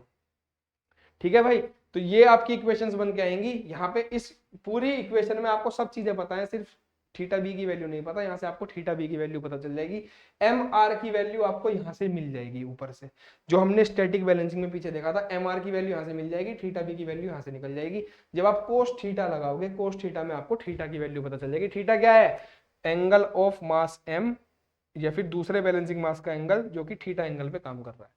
ठीक है बेटा, ये चारों तरफ की हमारी बैलेंसिंग हुई, चारों प्रकार की। अब आते हैं, देखो रिवॉल्विंग बैलेंसिंग हमारी यहाँ समाप्त हो गई। अब हम बात करते हैं रेसिप्रोकेटिंग मास की बैलेंसिंग की। बेटा 1 मिनट का गैप चाहूंगा आपसे, आवाज थोड़ी फ्लक्चुएट करने लगी है वरना, है ना। 1 मिनट बस।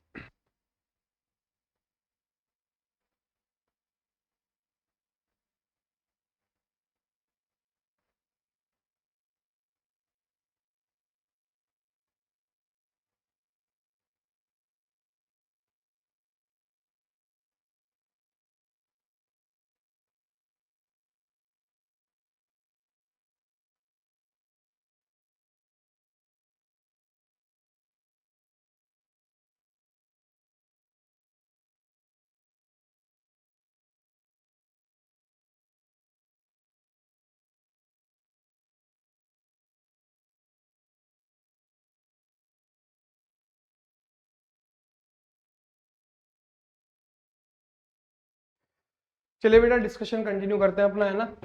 रेसिप्रोकेटिंग मास की बैलेंसिंग करते हैं। अब देखो रेसिप्रोकेटिंग मास वही है जो स्टार्टिंग में मैंने बताया था, ये मेरा रोटरी पार्ट है, इसकी बैलेंसिंग मैंने कर ली क्रैंक की। अब हम बात कर लेंगे पिस्टन की रेसिप्रोकेटिंग मास की, पिस्टन की बैलेंसिंग की मेरे भाई। ठीक है, देखो पिस्टन का एक्सेलरेशन किधर काम करेगा, मैं कहूंगा इस डायरेक्शन में। वैल्यू कितनी होती है, R omega square cos theta plus cos two theta divide by N. अगर किसी मूर्ख ने मुझसे पूछा ये कहां से आई, बड़े भाई यूनिट नंबर 3 में चिल्ला चिल्ला के आपको पढ़ा के आया हूँ, काइनेमेटिक एनालिसिस में। ठीक है, सॉरी डायनेमिक एनालिसिस में और काइनेटिक एनालिसिस में, दोनों में पढ़ाया मैंने। काइनेमेटिक एनालिसिस में एक्सेलरेशन इधर काम करेगा पिस्टन का। भैया मैंने क्या बताया था, अनबैलेंस फोर्स कहाँ आएगा, अनबैलेंस फोर्स आएगा in the opposite direction of the acceleration. अगर एक्सेलरेशन इधर है तो अनबैलेंस फोर्स इधर काम करेगा, अनबैलेंस फोर्स इधर काम करेगा लाइन ऑफ स्ट्रोक की तरफ। कितना कितना काम करेगा, वैल्यू क्या होती है अनबैलेंस फोर्स की, मास इनटू एक्सेलरेशन। तो मास कितना हो गया m, और एक्सेलरेशन कितना है इतना, तो R omega square cos theta plus cos two theta by N. बच्चे रट्टा मारे पड़े हैं, रट्टा मारे पड़े हैं, याद नहीं हो पा रहा। अबे क्योंकि तुम्हें ट्रिक नहीं बताई ना किसी ने, ट्रिक क्या किसी ने फंडामेंटल नहीं बताए कि जिधर एक्सेलरेशन होगा उसकी अपोजिट डायरेक्शन में बैलेंसिंग मास काम करता है। अब आपको ये पता होना चाहिए एक्सेलरेशन किस डायरेक्शन में है मेरे भाई। ठीक है, आगे चलते हैं बेटा। तो एम आर ओमेगा स्क्वायर को जब मैं कोस थीटा से मल्टीप्लाई करूंगा और कोस टू थीटा बाई एन से करूंगा, तो भाई दो कंपोनेंट आएंगे, एक ये वाला और एक ये वाला। इसको मैंने अंदर भेज दिया बस ब्रैकेट के, और कुछ नहीं करा। तो पहले वाले कंपोनेंट को कहते हैं प्राइमरी अनबैलेंस फोर्स और दूसरे वाले को कहते हैं सेकेंडरी। ये प्राइमरी वाले की वैल्यू बहुत ज्यादा होती है तो इसको हम नेग्लिजिबल मान लेते हैं, दूसरे वाले को। हमारे लिए मेन कंसर्न होता है इसको बैलेंस करना, M R omega square cos theta की वैल्यू को बैलेंस करना। यही चीज मैंने यहाँ पे लिखी हुई है कि भाई इसको नेग्लिजिबल मान लो, ये कोई बात नहीं, इसको हम झेल लेंगे। ये नहीं झेला जा रहा, ये पिस्टन को बहुत ज्यादा नुकसान पहुंचाने की कोशिश कर रहा है, तो इसको बैलेंस करने की कोशिश करते हैं बड़े भैया। अब देखो बैलेंसिंग के लिए क्या होना चाहिए, बैलेंसिंग के लिए भाई इस ये कहां पे आ रहा है, अनबैलेंस फोर्स कहां आ रहा है, यहाँ अनबैलेंस फोर्स इधर आ रहा है। तो आप कहोगे सर एक काम करो, इधर एक बैलेंसिंग मास लगा दो, यहाँ पे इधर एक बैलेंसिंग मास लगा दो।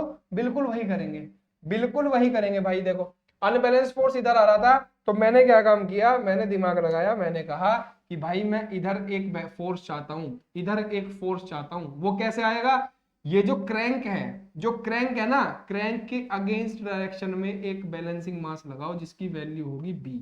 ये मास है, बैलेंसिंग मास, कैपिटल बी जो है ये बैलेंसिंग मास है। इसका एक्सेलरेशन किधर आएगा, यहां, यहां।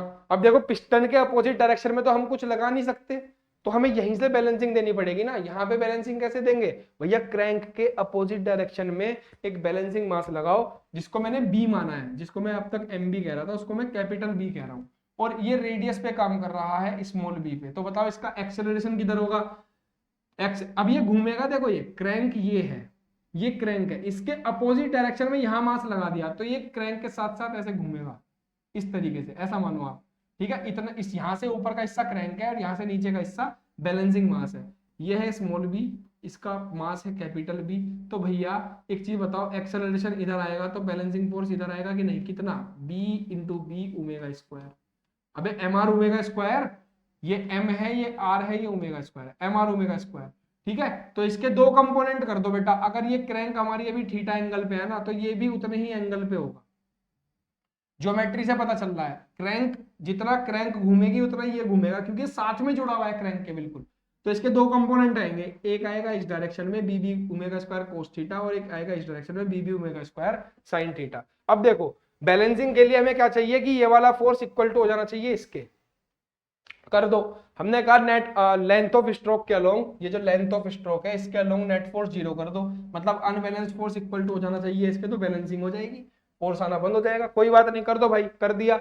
अनबैलेंस इक्वल टू इतना, M R omega square equal to इतना, तो M R equal to B B आ गया। लेकिन लेकिन लेकिन दिमाग लगाओ मेरे भाई, दिमाग लगाओ, क्या हुआ, अभी ये फोर्स रह गया, ये क्रैंक को बिगाड़ के रख देगा, ध्यान देना।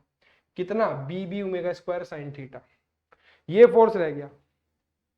Net force along the line of stroke is 0, but still there is a force working in perpendicular direction of the line of stroke. हमने उस अनबैलेंस्ड फोर्स को तो बैलेंस कर दिया, लेकिन उसके परपेंडिकुलर डायरेक्शन में अभी भी एक फोर्स काम कर रहा है। ठीक है, और वो क्या काम करेगा, वो भाई खतरनाक तरीके से काम करेगा। तो हम कंप्लीट बैलेंसिंग नहीं कर सकते, कंप्लीट बैलेंसिंग नहीं कर सकते किसकी, रेसिप्रोकेटिंग मास की। बच्चों को समझ में ही नहीं आता क्यों नहीं कर सकते, इसलिए नहीं कर सकते मेरे भाई, क्योंकि एक कंपोनेंट फोर्स का बच जाता है लाइन ऑफ स्ट्रोक के परपेंडिकुलर डायरेक्शन। ठीक है, इस वजह से पार्शियल बैलेंसिंग करी जाती है। पार्शियल मतलब अगर अनबैलेंस फोर्स की वैल्यू 80 न्यूटन आ रही है हमारी, तो हम 80 न्यूटन को जीरो नहीं करेंगे। हम क्या काम करेंगे, अभी पता क्या हो रहा है, अगर मैं इसकी वैल्यू 80 न्यूटन कर दूं ना बैलेंस करने के लिए, तो ये मेरा 50 न्यूटन का फोर्स बच जाएगा, 50 न्यूटन का। एग्जाम्पल मैं ले रहा हूं, ठीक है। हम क्या करते हैं, कंप्लीट बैलेंसिंग तो हुई नहीं, क्या हुआ बेटा, 50 न्यूटन का फोर्स अभी भी रह गया। तो पार्शियल बैलेंसिंग में हम क्या करते हैं, अगर मेरा अनबैलेंस्ड फोर्स 80 न्यूटन का आ रहा है, तो मैं क्या काम करूंगा, इसमें से 70 न्यूटन को कर दूंगा कि ठीक है 70, ये अगर 70 हो गया तो ये कम होके 30 बचेगा। 50 बुरा है कि 30 बुरा है, 50 ज्यादा बुरा है, 50 न्यूटन का फोर्स ज्यादा नुकसान करेगा। तो हम थोड़ी सी अनबैलेंस्ड फोर्स छोड़ देते हैं इस डायरेक्शन में जानबूझकर, क्यों, जिससे परपेंडिकुलर डायरेक्शन वाले की भी वैल्यू घट जाए। आई होप ये चीज आपको समझ में आएगी, इसीलिए हम पार्शियल बैलेंसिंग करते हैं। ठीक है, क्या करते हैं मेरे भाई, पार्शियल बैलेंसिंग। तो यहाँ पे लिखा हुआ है पार्शियल बैलेंसिंग ऑफ रेसिप्रोकेटिंग मास। क्या मतलब है पार्शियल का, जितना फोर्स आया हिस्से की बैलेंसिंग कर दी, जितना फोर्स आया 80 न्यूटन का फोर्स आ रहा था, 80 न्यूटन की बैलेंसिंग नहीं करी, हमने कहा कि 80 न्यूटन के बजाय यहाँ पे 70 न्यूटन के फोर्स की बैलेंसिंग कर दो, कोई बात नहीं, यहाँ पे 30 न्यूटन का फोर्स हो जाएगा। इसको कम करने के लिए हम यहाँ पे सेक्रीफाइस कर, ठीक है। चलिए, इससे ज्यादा एक्सप्लेन मैं नहीं कर सकता बेटा अब इस क्लास में। तो क्या कहा जाता है इसके लिए, पार्शियल, देखिए कंप्लीट बैलेंसिंग के लिए इसको इक्वल करा जाता है अनबैलेंस मास के। भाई balanced force must be equal to unbalanced force, तभी तो नेट फोर्स 0 होगा।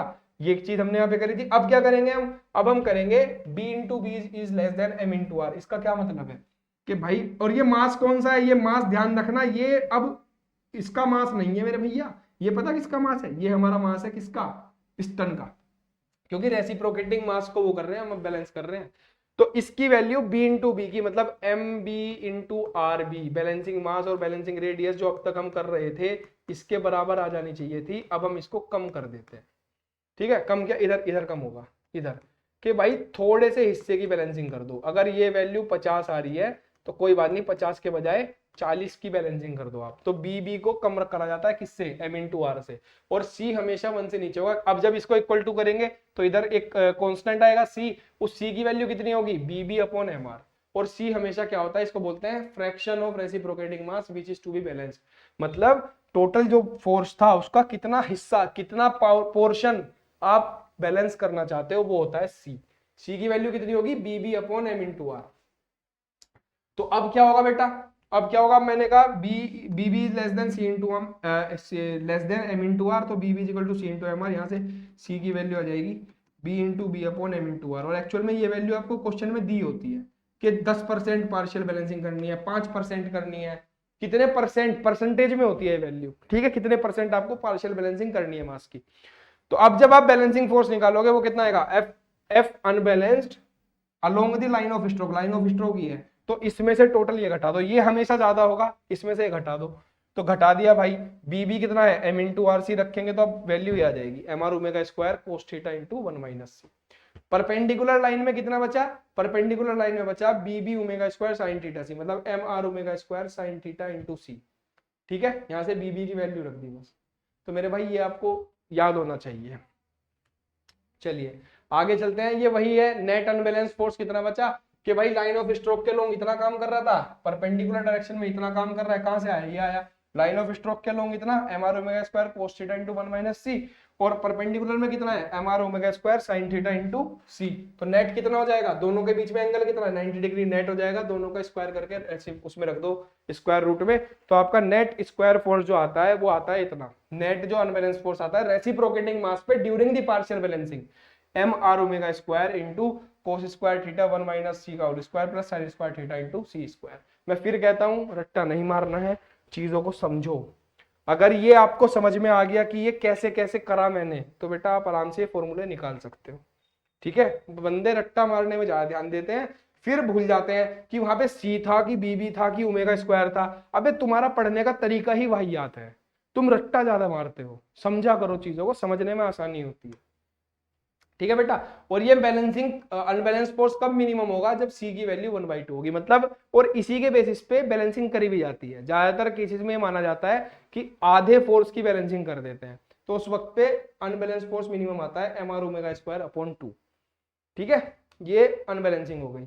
यहां तक हमारा बैलेंसिंग पोर्शन होता है समाप्त। न्यूमेरिकल दोनों चीजों पे आपके पेपर में आए हुए हैं, इसके न्यूमेरिकल मैं नहीं कराऊंगा, मैं फिर कह रहा हूं, मैंने आपको तरीका बता दिया है, ये फॉर्मूला बता दिया है। आप एक क्वेश्चन इसका भी करके देखिएगा और उसका भी। अभी काफी टाइम है आपके पेपर में, अब ये सिर मत पीटने लगना कि भाई क्या, सब चीजें आपको घर बैठे प्रोवाइड कराई जा रही हैं, हम लोग मेहनत कर रहे हैं, तो थोड़ा बहुत हाथ पांव हिला लो भाई, कॉपी पेन उठा लो, आपके ही मार्क्स बढ़ेंगे, मेरा कुछ नहीं जाना। ठीक है, आपके ही मार्क्स बढ़ेंगे। 10 मिनट लगेंगे एक न्यूमेरिकल सॉल्व करने में, करके चले जाओ।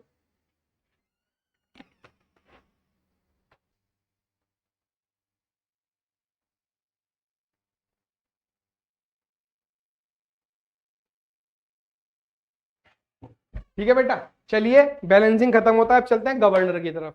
देखो गवर्नर क्या होता है बड़े भाई, गवर्नर ये होता है जो सामने आपको दिखाई दे रहा है। गवर्नर का क्या काम होता है, पहले मैं गवर्नर बता दूं। To maintain the mean speed of the engine, ये इंजन की मीन स्पीड को मेंटेन करता है। और इंजन की मीन स्पीड से मेरा मतलब है आपकी जो क्रैंक शाफ्ट घूम रही है उसकी स्पीड। क्रैंक शाफ्ट जो घूम रही है वो आपकी लगभग एक स्पीड से घूमती रहनी चाहिए। जैसे मैंने फ्लाई व्हील में बताया था कि भाई कभी तेज कभी मंदी, कभी तेज कभी मंदी, नुकसान हो जाएगा ना। तो यहां वहां पे मैंने कहा था फ्लाई व्हील मीन स्पीड को कंट्रोल नहीं करता। गवर्नर क्या काम करता है, जैसे ही गाड़ी पे लोड बढ़ेगा, या फिर आप ऐसा मानिए इंजन पे अगर लोड बढ़ा, इंजन पे लोड बढ़ते ही क्रैंकशाफ्ट क्या कोशिश करेगी बेटा, स्पीड मंदी होने लगेगी। तो उस स्पीड को सेम रखने के लिए गवर्नर फ्यूल सप्लाई बढ़ा देता है, जिससे पावर बढ़ जाती है। फ्यूल सप्लाई बढ़ा देगा तो क्या होगा, आपकी स्पीड वापस से सेम आ जाएगी, ज्यादा फ्यूल फूकने लगेगा।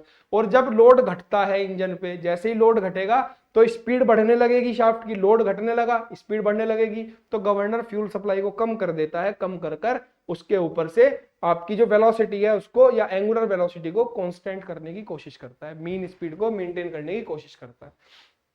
ठीक है, तो फ्लाईव्हील क्या काम करता है, flywheel reduce the velocity fluctuation. एक मैक्सिमम वेलोसिटी थी, एक मिनिमम वेलोसिटी थी, फ्लाईव्हील उसको कहां तक लेकर आया, पहले मैक्सिमम ओमेगा आ रही थी 100, मिनिमम आ रही थी 10, फ्लाईव्हील इसको लेकर आ गया मैक्सिमम को 50 पे और मिनिमम को 30 पे।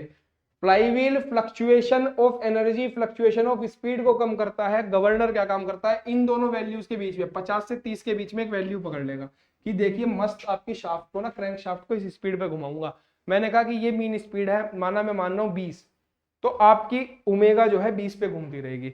जैसे ही लोड बढ़ेगा, governor maintains the mean speed of the engine as per the load fluctuation by the change in governing the fuel supply.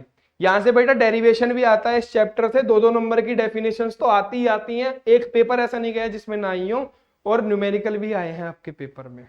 ठीक है, तो ध्यान से पढ़ना। जैसे ही लोड बढ़ेगा, लोड बढ़ने पर क्या होगा बेटा, ऐसे याद रखो, जब गाड़ी का लोड बढ़ेगा स्पीड घटेगी, गाड़ी का लोड बढ़ा मीन स्पीड घटी, मीन स्पीड को वापस से देखो ये 20 पे मेंटेन है, अब स्पीड घटने लगेगी, फ्लाईव्हील क्या काम करेगा, फ्लाईव्हील तुरंत सेंस करेगा कि यार स्पीड घट रही है, मेंटेन करने के लिए क्या काम करेगा, स्पीड बढ़ाने के लिए भाई फ्यूल सप्लाई बढ़ा देगा सिलेंडर में, फ्यूल सप्लाई ज्यादा जाएगी, पिस्टन को पावर ज्यादा मिलेगी, तो आपकी एनर्जी बढ़ने लगेगी। इसके अपोजिट जैसे ही लोड घटेगा मीन स्पीड बढ़ने लगेगी, फ्लाईव्हील क्या काम करेगा, सप्लाई घटा देगा फ्यूल की, फ्यूल सप्लाई को मेंटेन को, भाई ब्लंडर हो गया, गलत, बहुत बड़ा ब्लंडर हो गया, गवर्नर, सॉरी, पिछले 1 मिनट के लिए बोले गए शब्द में वापस लेता हूं, ये काम गवर्नर करता है।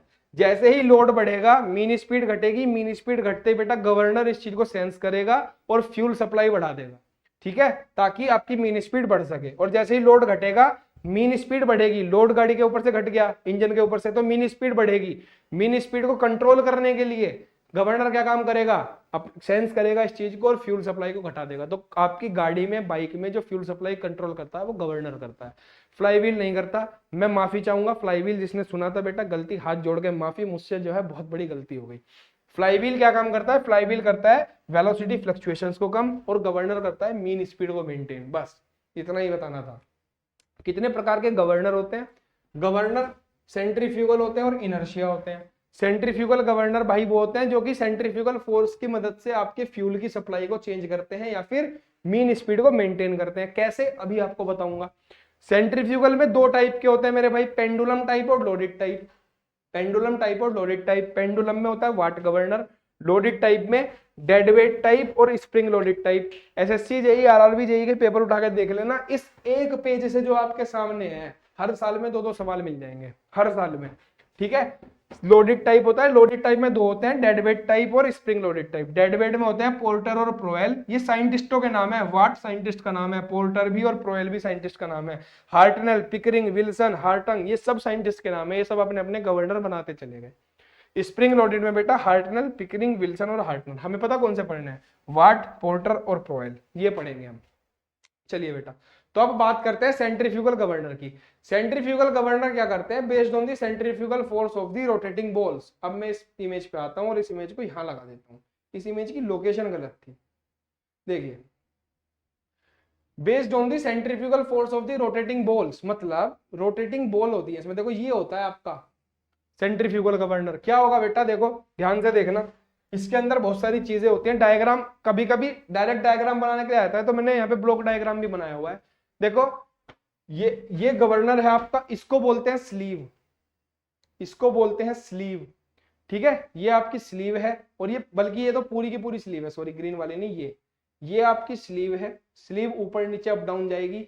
ये आपका बेटा क्या है, स्पिंडल, ठीक है, स्पिंडल है ये आपका, जिसके ऊपर नीचे स्लीव ऊपर नीचे जा सकती है, और ये दोनों बोल्स लगी हुई हैं, क्या लगी हुई हैं, बोल्स, ठीक है, और इनको बोलते हैं हमारा क्या, इसको हम बोलते हैं मेरे भाई आर्म, इसको हम क्या बोलते हैं, आर्म्स। ये क्या है, बोल्स, बोल्स, ठीक है, और ये आपकी है engine shaft, engine shaft, engine shaft. और ध्यान रखना ये है आपके मिट्रे गियर्स, मिट्रे गियर्स आपके वो गियर होते हैं जो 90 डिग्री पे शाफ्ट को कनेक्ट करते हैं, और इसमें वेलोसिटी रेशियो जो होता है वो 1:1 का होता है। यूनिट नंबर 2 जब मैं पढ़ाऊंगा उसमें आपको ये चीज एक्सप्लेन करी जाएगी, मिट्रे गियर्स क्या होते हैं, स्पेशल टाइप के गियर्स होते हैं, ठीक है। 2 शाफ्ट 90 डिग्री पे है, इनको कनेक्ट करने के लिए ध्यान से देखो ना, देखो ये शाफ्ट ऐसे आ रही है और ये शाफ्ट इसके 90 डिग्री पे है। इंजन शाफ्ट, अब आप कहोगे सर गवर्नर को पता कैसे चलेगा, गवर्नर को पता कैसे चलता है कि इंजन की वेलोसिटी घट रही है कि बढ़ रही है, तो भाई वो इंजन की शाफ्ट से कनेक्ट रहता है इन मिट्रे गियर्स के कारण। जितनी स्पीड पे इंजन ये घूमेगी, इंजन की शाफ्ट घूमेगी, उतनी स्पीड पे ये स्पिंडल घूमेगा। ये स्पिंडल जुड़ा हुआ है नीचे तक, इससे गियर से, गियर मतलब गियर ने ऐसे पकड़ रखा है इस स्पिंडल को, तो जितनी स्पीड से शाफ्ट घूमेगी गियर घूमेगा, और उस गियर की मदद से स्पिंडल घूमेगा। अब देखो कमाल, मैंने क्या कहा था, सेंट्रीफ्यूगल फोर्स काम करेगा, जब ये स्पिंडल मेरे भाई रोटेट ऐसे करेगा तो इसके ऊपर क्या जुड़ी हुई है, आर्म जुड़ी हुई है। तो क्या आपको समझ में आ रहा है, इन बोल्स के ऊपर सेंट्रीफ्यूगल फोर्स काम करेगा, इन बॉल्स के ऊपर सेंट्रीफ्यूगल फोर्स काम करेगा mr ओमेगा स्क्वायर। एक सेकेंड बेटा होल्ड।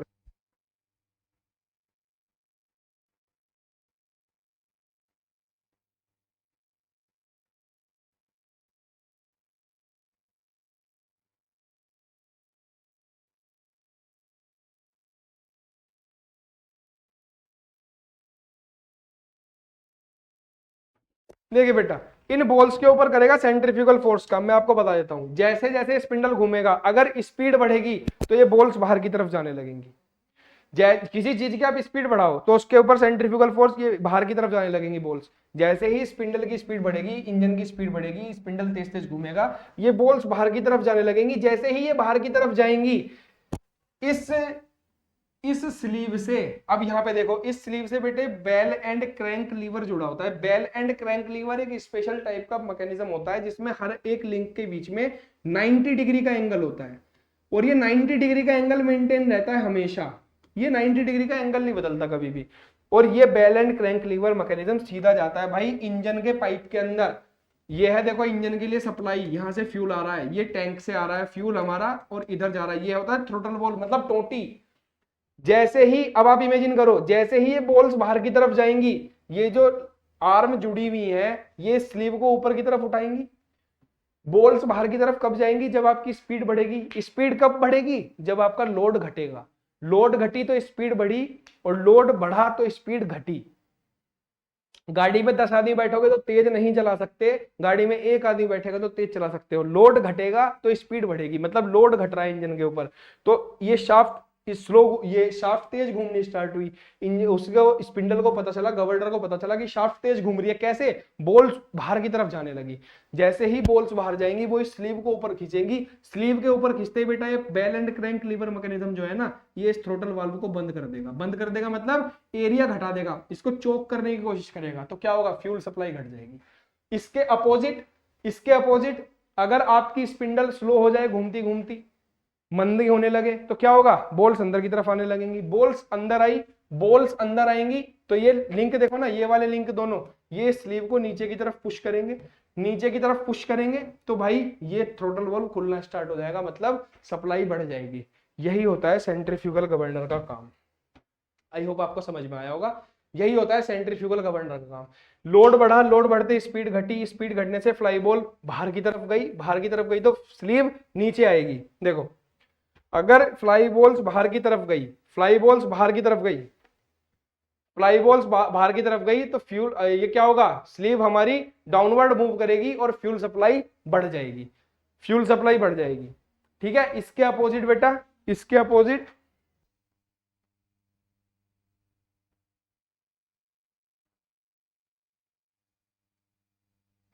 अपोजिट क्या होगा बेटा? जैसे ही मेरा लोड घटेगा, जैसे ही मेरा लोड घटेगा मेरी स्पीड बढ़ेगी। मेरा लोड घटा मतलब लोड घटा तो स्पीड बढ़ी, स्पीड बढ़ते क्या होगा? ये स्पिंडल तेज घूमेगा, फ्लाई बॉल्स बाहर की तरफ जाएंगी। फ्लाई बॉल्स बाहर की तरफ जाने की कोशिश करेंगी। Fly balls move radially outward, बाहर की तरफ जाने की कोशिश करेंगी, और स्लीव क्या होगी? स्लीव ऊपर उठेगी। ये चीज अब आपको डायग्राम से समझ में आनी चाहिए बेटा। जब इनको मैं यहां खींचूंगा तो ये वाला लिंक स्लीव को ऊपर खींचेगा। ये तो सीधा सीधा दिखाई दे रहा है। ठीक है, और फिर जैसे ये ऊपर उठेगा क्या काम होगा बेटा? फ्यूल सप्लाई घट जाएगी और आपकी स्पीड घट जाएगी।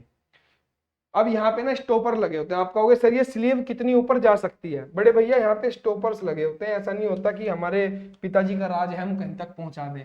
यहाँ पे स्टॉपर्स लगे होते हैं मिनिमम और मैक्सिमम के। ठीक है, इसको कहते हैं अपर स्टॉपर। अपर स्टॉपर मैक्सिमम वो पॉइंट जहां तक स्लीव ऊपर जा सकती है, और इसको कहते हैं लोअर स्टॉपर। मिनिमम वो पॉइंट जहां तक हमारी स्लीव नीचे जा सकती है, क्योंकि एक अमाउंट से नीचे तो हम कर ही नहीं पाएंगे ना। एक अमाउंट से नीचे तो हम स्लीव को कर ही नहीं पाएंगे, फ्यूल सप्लाई खत्म हो जाएगी। ठीक है, तो अपर स्टॉपर कब आएगा? अपर स्टॉपर तब आएगा जब फ्यूल, ये स्लीव ऊपर जा रही होगी। स्लीव ऊपर कब जाएगी? जब भाई हमारी ये रेडियली आउटवर्ड जाएंगी। रेडियली आउटवर्ड ये कब जाएंगी? जब इसकी ओमेगा बढ़ेगी, वेलोसिटी बढ़ेगी, रेडियल वेलोसिटी बढ़ेगी। और रेडियल वेलोसिटी कब बढ़ेगी? जब लोड कम होगा। जब लोड कम होगा मतलब अपर स्टॉपर पे फ्यूल सप्लाई कैसी होनी चाहिए? अपर स्टॉपर पे मेरे भाई फ्यूल सप्लाई मिनिमम होनी चाहिए। लोड कम है तो फ्यूल सप्लाई मिनिमम है। और बंदे रट्टा मारे पड़े हैं इस चीज का। अबे क्या जरूरत है, डायग्राम से समझो ना, साफ साफ समझ में आ रहा है। देखो अब मुझे ये क्या काम करना है, ये नीचे लोअर स्टॉपर पे कब आएगी, जब ये स्लीव अंदर आएंगी। स्लीव अंदर कब आएंगी, जब वेलोसिटी मिनिमम होगी। वेलोसिटी मिनिमम होगी मतलब लोड मैक्सिमम होगा, और लोड मैक्सिमम होगा तो मेरे भाई क्या होना चाहिए, थ्रोटल ओपनिंग मैक्सिमम होनी चाहिए, मैक्सिमम फ्यूल सप्लाई होनी चाहिए। इसमें रट्टा मारने का कुछ काम नहीं है, यही गवर्नर का काम होता है। अब चलते हैं वाट गवर्नर की तरफ। ये हमारा पेंडुलम टाइप गवर्नर होता है। देखो इसी डायग्राम को हमने गवर्नर के ऐसे बनाया हुआ है। देखो ये स्लीव है बेटा, ये स्पिंडल है, ये हमारी आर्म है, और ये ऊपर वाली आर्म है, और ये बोल्स जुड़ी हुई है हमारी यहाँ पर। जो बोल एक्चुअल में देखिए इस डायग्राम में बाहर दिखाई गई ना, हम इनको यहाँ मान रहे हैं, यहाँ की जॉइंट पर है बोल्स हमारे, ठीक है। जॉइंट पर बोल्स को कंसिडर कर लेता हूं मैं। तो बोल मेरी यहाँ पर है फ्लाई बोल, ये है आर्म, ये है स्पिंडल एक्सिस, इनको मैं बोलता हूँ लिंक। लिंक या आर्म जो भी है, ये स्लीव है मेरी, ठीक है। अब देखिए बेटा एच होती है height of governor, distance of pivoted point of from the plane of rotation. Plane of rotation मतलब जिस प्लेन के अंदर ये बॉल्स ऐसे रोटेट करेंगी वो प्लेन है। बॉल्स यहाँ घूमेंगी ना इस प्लेन में, इस प्लेन से लेकर ऊपर वाले पॉइंट तक की हाइट को एच बोला जाता है, स्मॉल एच, जिसको हम कहते हैं हाइट ऑफ गवर्नर। और आर होती है रेडियस ऑफ गवर्नर। रेडियस होती है मेरे भाई स्पिंडल एक्सिस से एक बॉल के सेंटर तक की दूरी, स्मॉल आर। और थीटा होता है हमारा angle of arm from the spindle axis. मतलब थीटा क्या है, angle of arm from the spindle axis. Spindle axis से आर्म ने कितना एंगल बनाया, ये वाला वर्टिकल एक्सिस से, थीटा, ठीक है। एम स्मॉल एम है मेरा मास ऑफ फ्लाई बॉल, और कैपिटल एम है मेरा मास ऑफ स्लीव। और मैं ये मानता हूं कि यहां पर मेरी स्लीव जो है मासलेस है। वाट गवर्नर में इसका डेरिवेशन आता है मेरे भाई, डेरिवेशन आता है, ध्यान रखना, समझते चलना। मैं ये मान के चल रहा हूं कि जो मेरी ये है ना स्लीव, ये मासलेस है। बॉल ज्यादा भारी है, स्लीव मेरी बिल्कुल मासलेस है। तो क्या काम होगा, देखो इसके ऊपर जब ये घूमेंगी सेंट्रीफ्यूगल फोर्स काम करेगा। एक तो टेंशन फोर्स आएगा, ये स्लीव टेंशन फोर्स क्रिएट कर रही होगी इस बॉल पे, तो वो होगा T1। T1 के दो कंपोनेंट होंगे, T1 sin theta, T1 cos theta. Theta क्योंकि ये वाला एक्सिस है, ठीक है। इस T1 को बैलेंस करने के लिए बड़े भाई क्या होगा, देखो नीचे बॉल का वेट काम करेगा हमेशा mg नीचे की तरफ, T1 cos थीटा ऊपर आ गया तो mg को बैलेंस कर दिया T1 cos थीटा ने। T1 sin थीटा अंदर की तरफ है, इसको बैलेंस करने के लिए इस पे क्या लगेगा, एक सेंट्रीफ्यूगल फोर्स। इसीलिए कहते हैं सेंट्रीफ्यूगल फोर्स स्यूडो फोर्स होता है। ये किसके इक्वल होगा, सेंट्रीफ्यूगल फोर्स की वैल्यू होती है mr ओमेगा स्क्वायर के बराबर। कितनी, mr ओमेगा स्क्वायर के बराबर। कैसे आया ये, फिर एक बार सुन लो। सबसे पहले T1 जो चीज फोर्स हमें दिखाई दे रही है, ये लिंक, ये आर्म जो है ये इस बॉल पे T1 फोर्स लगाएगी ऊपर की तरफ, यहाँ ये T1 फोर्स लगेगा। अगर ये एंगल थीटा है तो मेरे भाई ये एंगल भी थीटा होगा, और एक इस बॉल का वेट काम कर रहा होगा नीचे m इंटू जी। ये दो फोर्स हमें दिखाई दे रहे हैं। इस फोर्स को बैलेंस करने के लिए मेरे भाई एक तो इसका वर्टिकल कंपोनेंट, एक इसका हॉरिजॉन्टल कंपोनेंट, और ये तो बैलेंस हो गया इससे। इसको बैलेंस करने के लिए mr ओमेगा स्क्वायर इधर काम करेगा, ठीक है। और मैं एक तरफ की बॉल के लिए कंसीडरेशन लूंगा, दूसरी तरफ की बॉल अपने आप इसी कंसीडरेशन पे आ जाएगी। मैं इसको कंसीडर कर रहा हूं, force analysis of left fly ball. तो बताओ वर्टिकल डायरेक्शन में नेट फोर्स कितना हो गया भाई, ये नेट फोर्स हो गया 0, कितना T1 cos थीटा बराबर हो गया mg के। और हॉरिजॉन्टल डायरेक्शन में T1 sin थीटा बराबर हो गया mr ओमेगा स्क्वायर के। कुछ नहीं करना, 2/1 करो, यहां से वैल्यू निकल के आ जाएगी omega square is equal to g/h, ठीक है, g/h। अगर मैं ओमेगा का मुझे पता है ओमेगा कितना होता है, ओमेगा होता है 2πn/60। ओमेगा को 2πn/60 रखूं और g को रखूं 9.81, तो यहां से इक्वेशन निकल के आती है an square is equal to 895/h, ठीक है। सीधी सीधी वैल्यूज भी आती हैं, और ये डेरिवेशन आता है कि बताओ गवर्निंग इक्वेशन निकालो वाट गवर्नर की, बस ये करना होता है आपको। ये इक्वेशन कैसे है ये मैंने बता दिया आपको यहाँ से, ठीक है। तो ये गवर्निंग इक्वेशन आती है, और एसएससी जेई वगैरह आरआरबी जेई वगैरह में ये डायरेक्ट पूछा जाता है। हाइट दे देंगे, एन पूछ लेंगे, एन दे देंगे, हाइट पूछ लेंगे। इसका नुकसान क्या था, क्यों ये ज्यादा नहीं चला वाट गवर्नर, क्यों इसी पे नहीं रुके साइंटिस्ट, भैया ये 60 आरपीएम के बाद में फेल हो जाता था, बहुत हाई स्पीड पे जाके ना ये स्लीव को ऊपर नीचे करना बंद कर देता था, ठीक है। तो इस कमी को दूर करने के लिए पोर्टर भाई साहब आए। पोर्टर भाई साहब ने क्या काम करा, पोर्टर ने कहा, और पोर्टर कैसा गवर्नर है, ये हमारा वॉट गवर्नर था, पेंडुलम टाइप गवर्नर। ये हमारा डेड वेट टाइप गवर्नर है, लोडेड टाइप में dead weight type. Dead weight क्या होता है बेटा, डेड वेट का मतलब है रखा हुआ वेट, जिसको रख के आप भूल जाओ, जो मर गया हो वजन। जैसे ये बोतल है, इसको मैं हाथ पे रख के भूल जाऊं और 10-20 साल के लिए रखा हुआ छोड़ दूं, तो ये डेड वेट है, ठीक है। उनने क्या काम करा पोर्टर ने, उसने कहा भाई साहब स्लीव के ऊपर ना एक मास रख दो, एक डेड वेट रख दो, जिसकी वैल्यू मैंने मानी m। मतलब ये स्लीव से जुड़ा हुआ है, ये मान लो स्लीव का वजन बढ़ा दिया उसने। जैसे वोट गवर्नर में हमने क्या माना था, वोट गवर्नर में हमने माना था कि mass of sleeve is very very less then mass of ball. यहाँ पे उल्टा हो जाएगा पोर्टर में, पोर्टर ने कहा इसका वजन बढ़ाओ, स्लीव का वजन बढ़ाओ भाई साहब आप। बाकी सब सेम रहा, आर्म, स्लीव, बॉल, बाकी सब चीजें सेम है मेरे भाई। ठीक है, ये टेंशन फोर्स ऊपर की तरफ जा रही है और नीचे वाली स्लीव में टेंशन फोर्स 0 है। ठीक है, अब देखो कौन कौन से फोर्स काम करेंगे, बॉल का मास काम करेगा, वेट काम करेगा नीचे की तरफ m इंटू जी। ठीक है, ये एंगल हमारा थीटा था, पीछे भी थीटा था, यहाँ भी थीटा है, ये h है, ये r है। एक सेंट्रीफ्यूगल फोर्स काम करेगा mr ओमेगा स्क्वायर। अगर ये थीटा है तो बड़े भाई ये एंगल भी थीटा होगा। ठीक है, और इस एंगल को मैं बीटा मान लेता हूं। यहां पे मैं निकालता हूं आई सेंटर। क्या निकालता हूं, आई सेंटर। किस किस का आई सेंटर निकाल रहा हूं मैं, इस लिंक का, ए बी लिंक का आई सेंटर निकालता हूं। कैसे, इसके परपेंडिकुलर डायरेक्शन में लाइन और इसके परपेंडिकुलर डायरेक्शन में लाइन, दोनों जहां जाके मिलेंगे इसको मैं आई सेंटर मानता हूं। ठीक है, ए बी का आई सेंटर मैंने निकाला और आई, बस इससे ज्यादा मैं आई सेंटर कैसे निकाला वो तो मैं यहाँ नहीं डिटेल में बताऊंगा। ठीक है, आई सेंटर निकाला और इस आई सेंटर के अबाउट में नेट टॉर्क 0 करता हूं। क्यों, क्योंकि आई सेंटर वो पॉइंट होता है जहां के अबाउट मुझे कोई भी लिंक जो है प्योर रोटेशन में दिखाई देगा बेटा। इसमें एक और चीज ध्यान रखना, यहाँ पे हमने स्लीव को मासलेस माना था तो स्लीव का मास हमने कैलकुलेट नहीं किया था। अब हमारे पास स्लीव का मास बहुत ज्यादा है तो यहाँ पर स्लीव का मास भी आएगा। कितना आएगा, mg plus minus f/2। f क्या है बेटा, mg देखो इसका टोटल मास था स्लीव का, इसका आधा हिस्सा ले रहा हूं मैं स्पिंडल के लेफ्ट साइड का, तो आधा मास लूंगा। और फ्रिक्शन फोर्स कौन सा है ये, अगर इसके अंदर मास है स्लीव के अंदर तो यार इतना दिमाग लगाओ, ये स्लीव इस स्पिंडल के साथ फ्रिक्शन फोर्स लगा रही होगी कि नहीं लगा रही होगी। अगर स्लीव ऊपर जा रही होगी, स्लीव को ऊपर खींचा जा रहा होगा तो फ्रिक्शन फोर्स नीचे की तरफ काम कर रहा होगा। अगर स्लीव नीचे आ रही होगी तो फ्रिक्शन फोर्स ऊपर की तरफ काम कर रहा होगा, तो इसलिए प्लस माइनस ले रखा है। ठीक है, तो mg plus minus f/2। Plus minus direction कैसे कंसीडर करेंगे हम देखेंगे कि स्लीव ऊपर जा रही है कि नीचे जा रही है। बाकी सब चीजें यहाँ लिखी हुई हैं। अब हम इसके अबाउट टॉर्क ले रहे हैं और टॉर्क लेने के लिए क्या करना पड़ता है, force multiplied by perpendicular distance.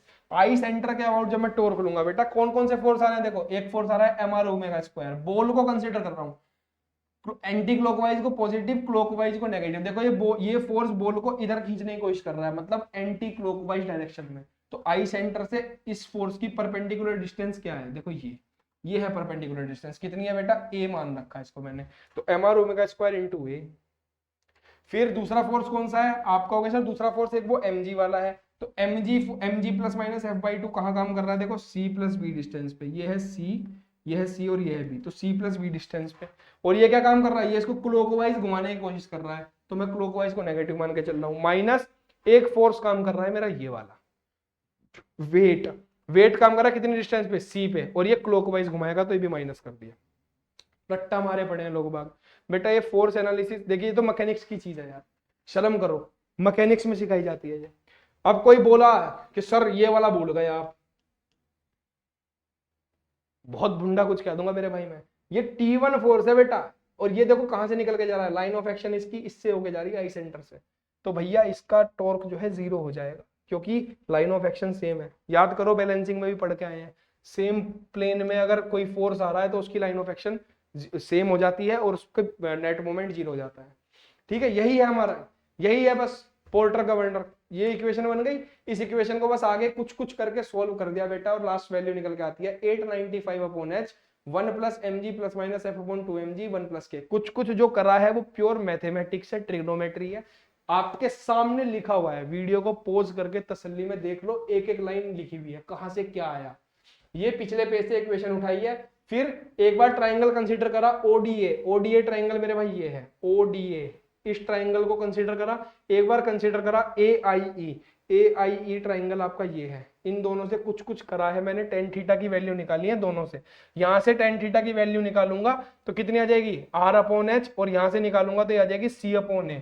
ठीक है, और एईबी को भी कंसीडर करा है, एईबी यहां से अगर टेन बीटा की वैल्यू निकालूंगा ये आ जाएगी b/a। न्यूमेरिकल भी आता है और डेरिवेशन भी आता है। सबसे मैक्सिमम टाइम आपका पोर्टर और वाट का ही जो ये है डेरिवेशन है रिपीट हुआ है मेरे भाई। बस इन वैल्यूज को डायरेक्ट यहाँ पुट कर दिया और आपकी फाइनल वैल्यू ही निकल के आ गई। ठीक है, अगर सेम स्पीड पे घुमाएं तो भाई पोर्टर की हाइट जो है वाट की हाइट से ज्यादा होती है। अगला आता है प्रोएल गवर्नर। प्रोएल भाई साहब इनसे भी आगे निकले।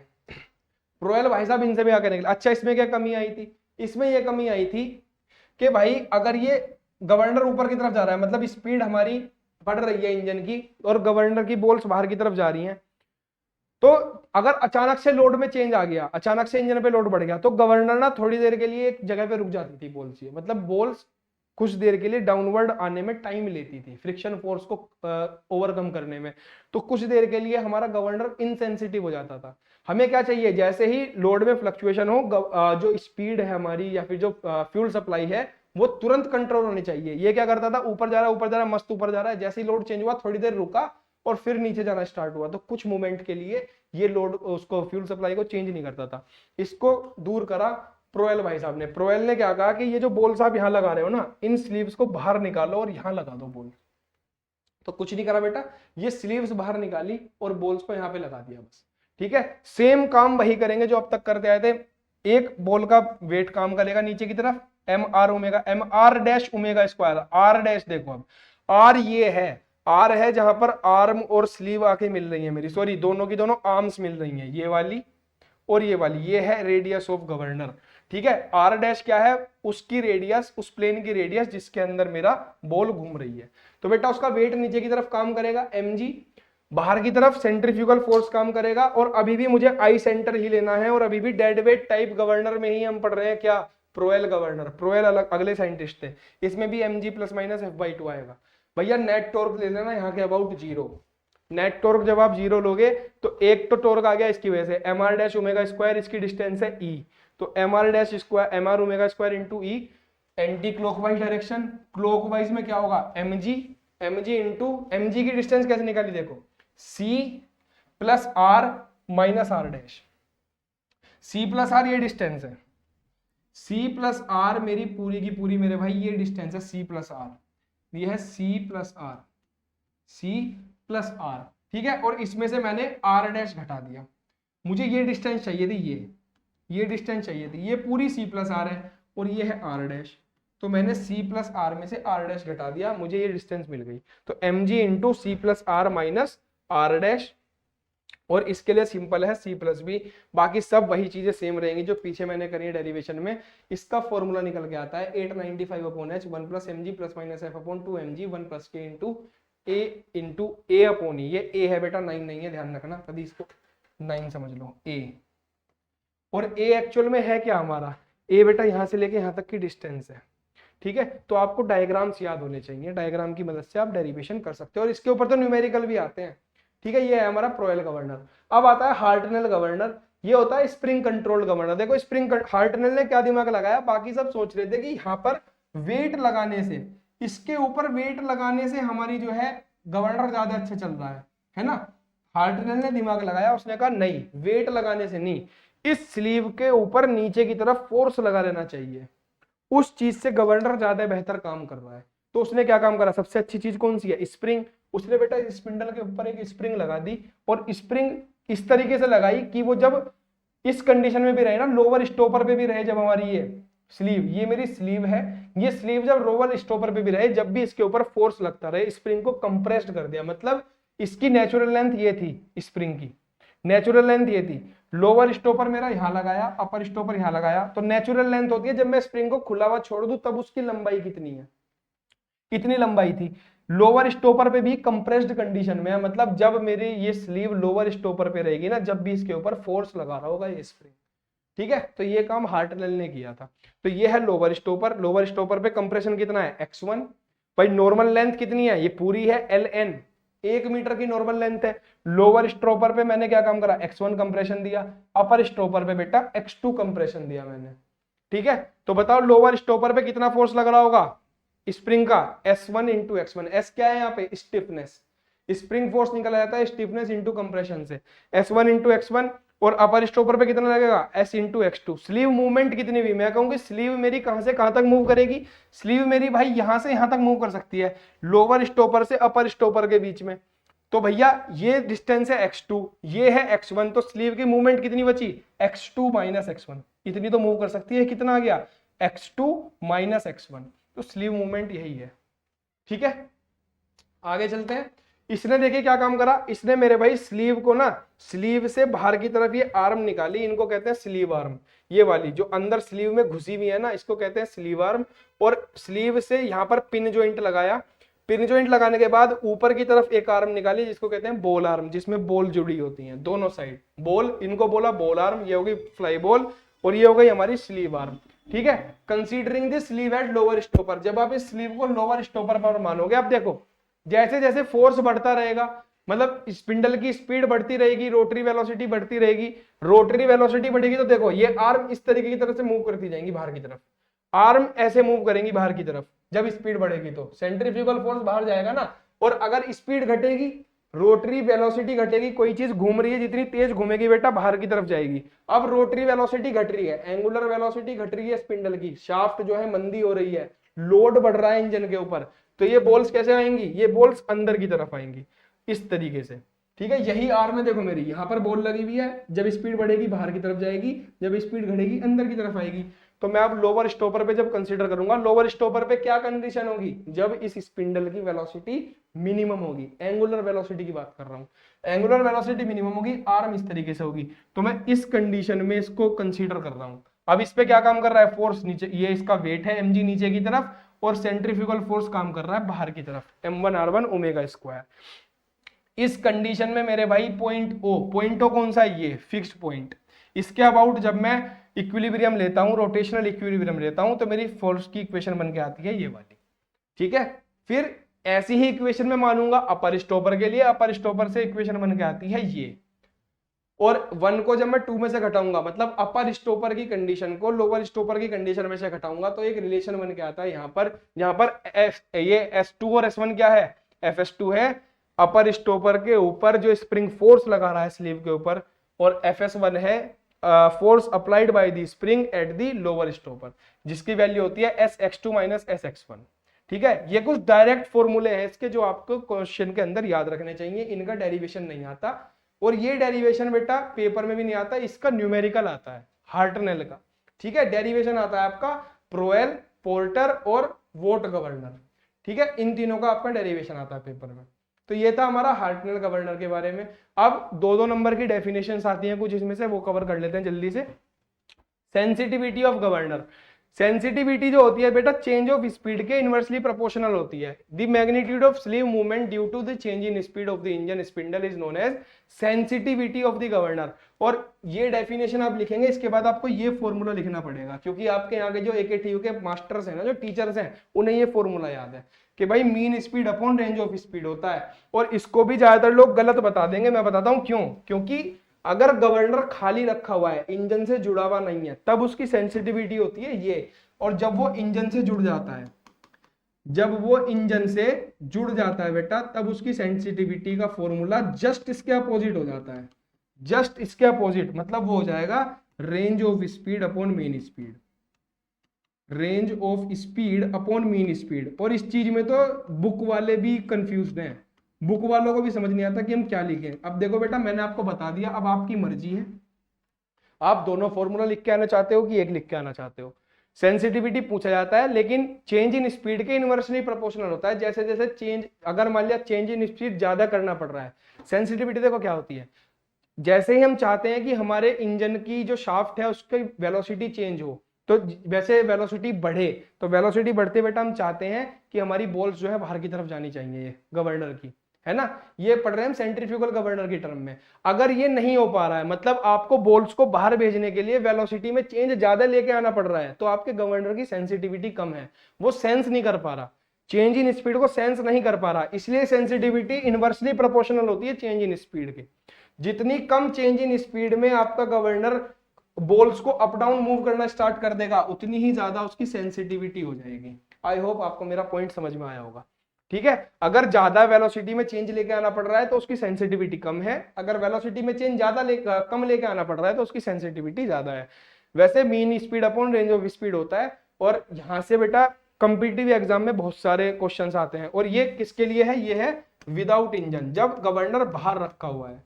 इसको हम ट्रायल मोड में चला रहे हैं, इंजन पे नहीं चला रहे। जब इंजन से जुड़ जाएगा इसका फॉर्मूला ये हो जाएगा, आगे चलते हैं। हंटिंग के बारे में पूछा जाता है। देखिए हंटिंग होता है rapid and too fast motion of sleeve of governor between upper and lower stoppers due to change in speed. देखिए हंटिंग होती है ये कि आपने हल्की सी स्पीड चेंज करी। अभी जैसे मैंने सेंसिटिविटी बताया कि भाई जैसे ही वेलोसिटी हमारी स्पिंडल की जो है रोटेशनल वेलोसिटी कम होगी तो बॉल्स अंदर जानी चाहिए, जैसे ही स्पिंडल की स्पीड बढ़ेगी बॉल्स बाहर जानी चाहिए भैया। लेकिन एक लिमिट तो हो, ऐसा तो ना हो कि आपने 1 आरपीएम बढ़ाया और बॉल जो है झटके से जाके स्लीव झटके से जाके ऊपर लगी और स्लीव फिर हल्की सी वेलोसिटी कम करती स्लीव डाउन आके लगी नीचे।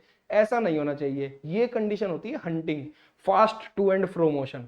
जब हल्की सी स्पीड आप चेंज करो और आपको रैपिड मोशन देखने के लिए मिले स्पिंडल में, दैट इज हंटिंग। ये समस्या होती है गवर्नर में, हम नहीं चाहते कि हंटिंग हो। अगला आता है आइसोक्रोनिज्म।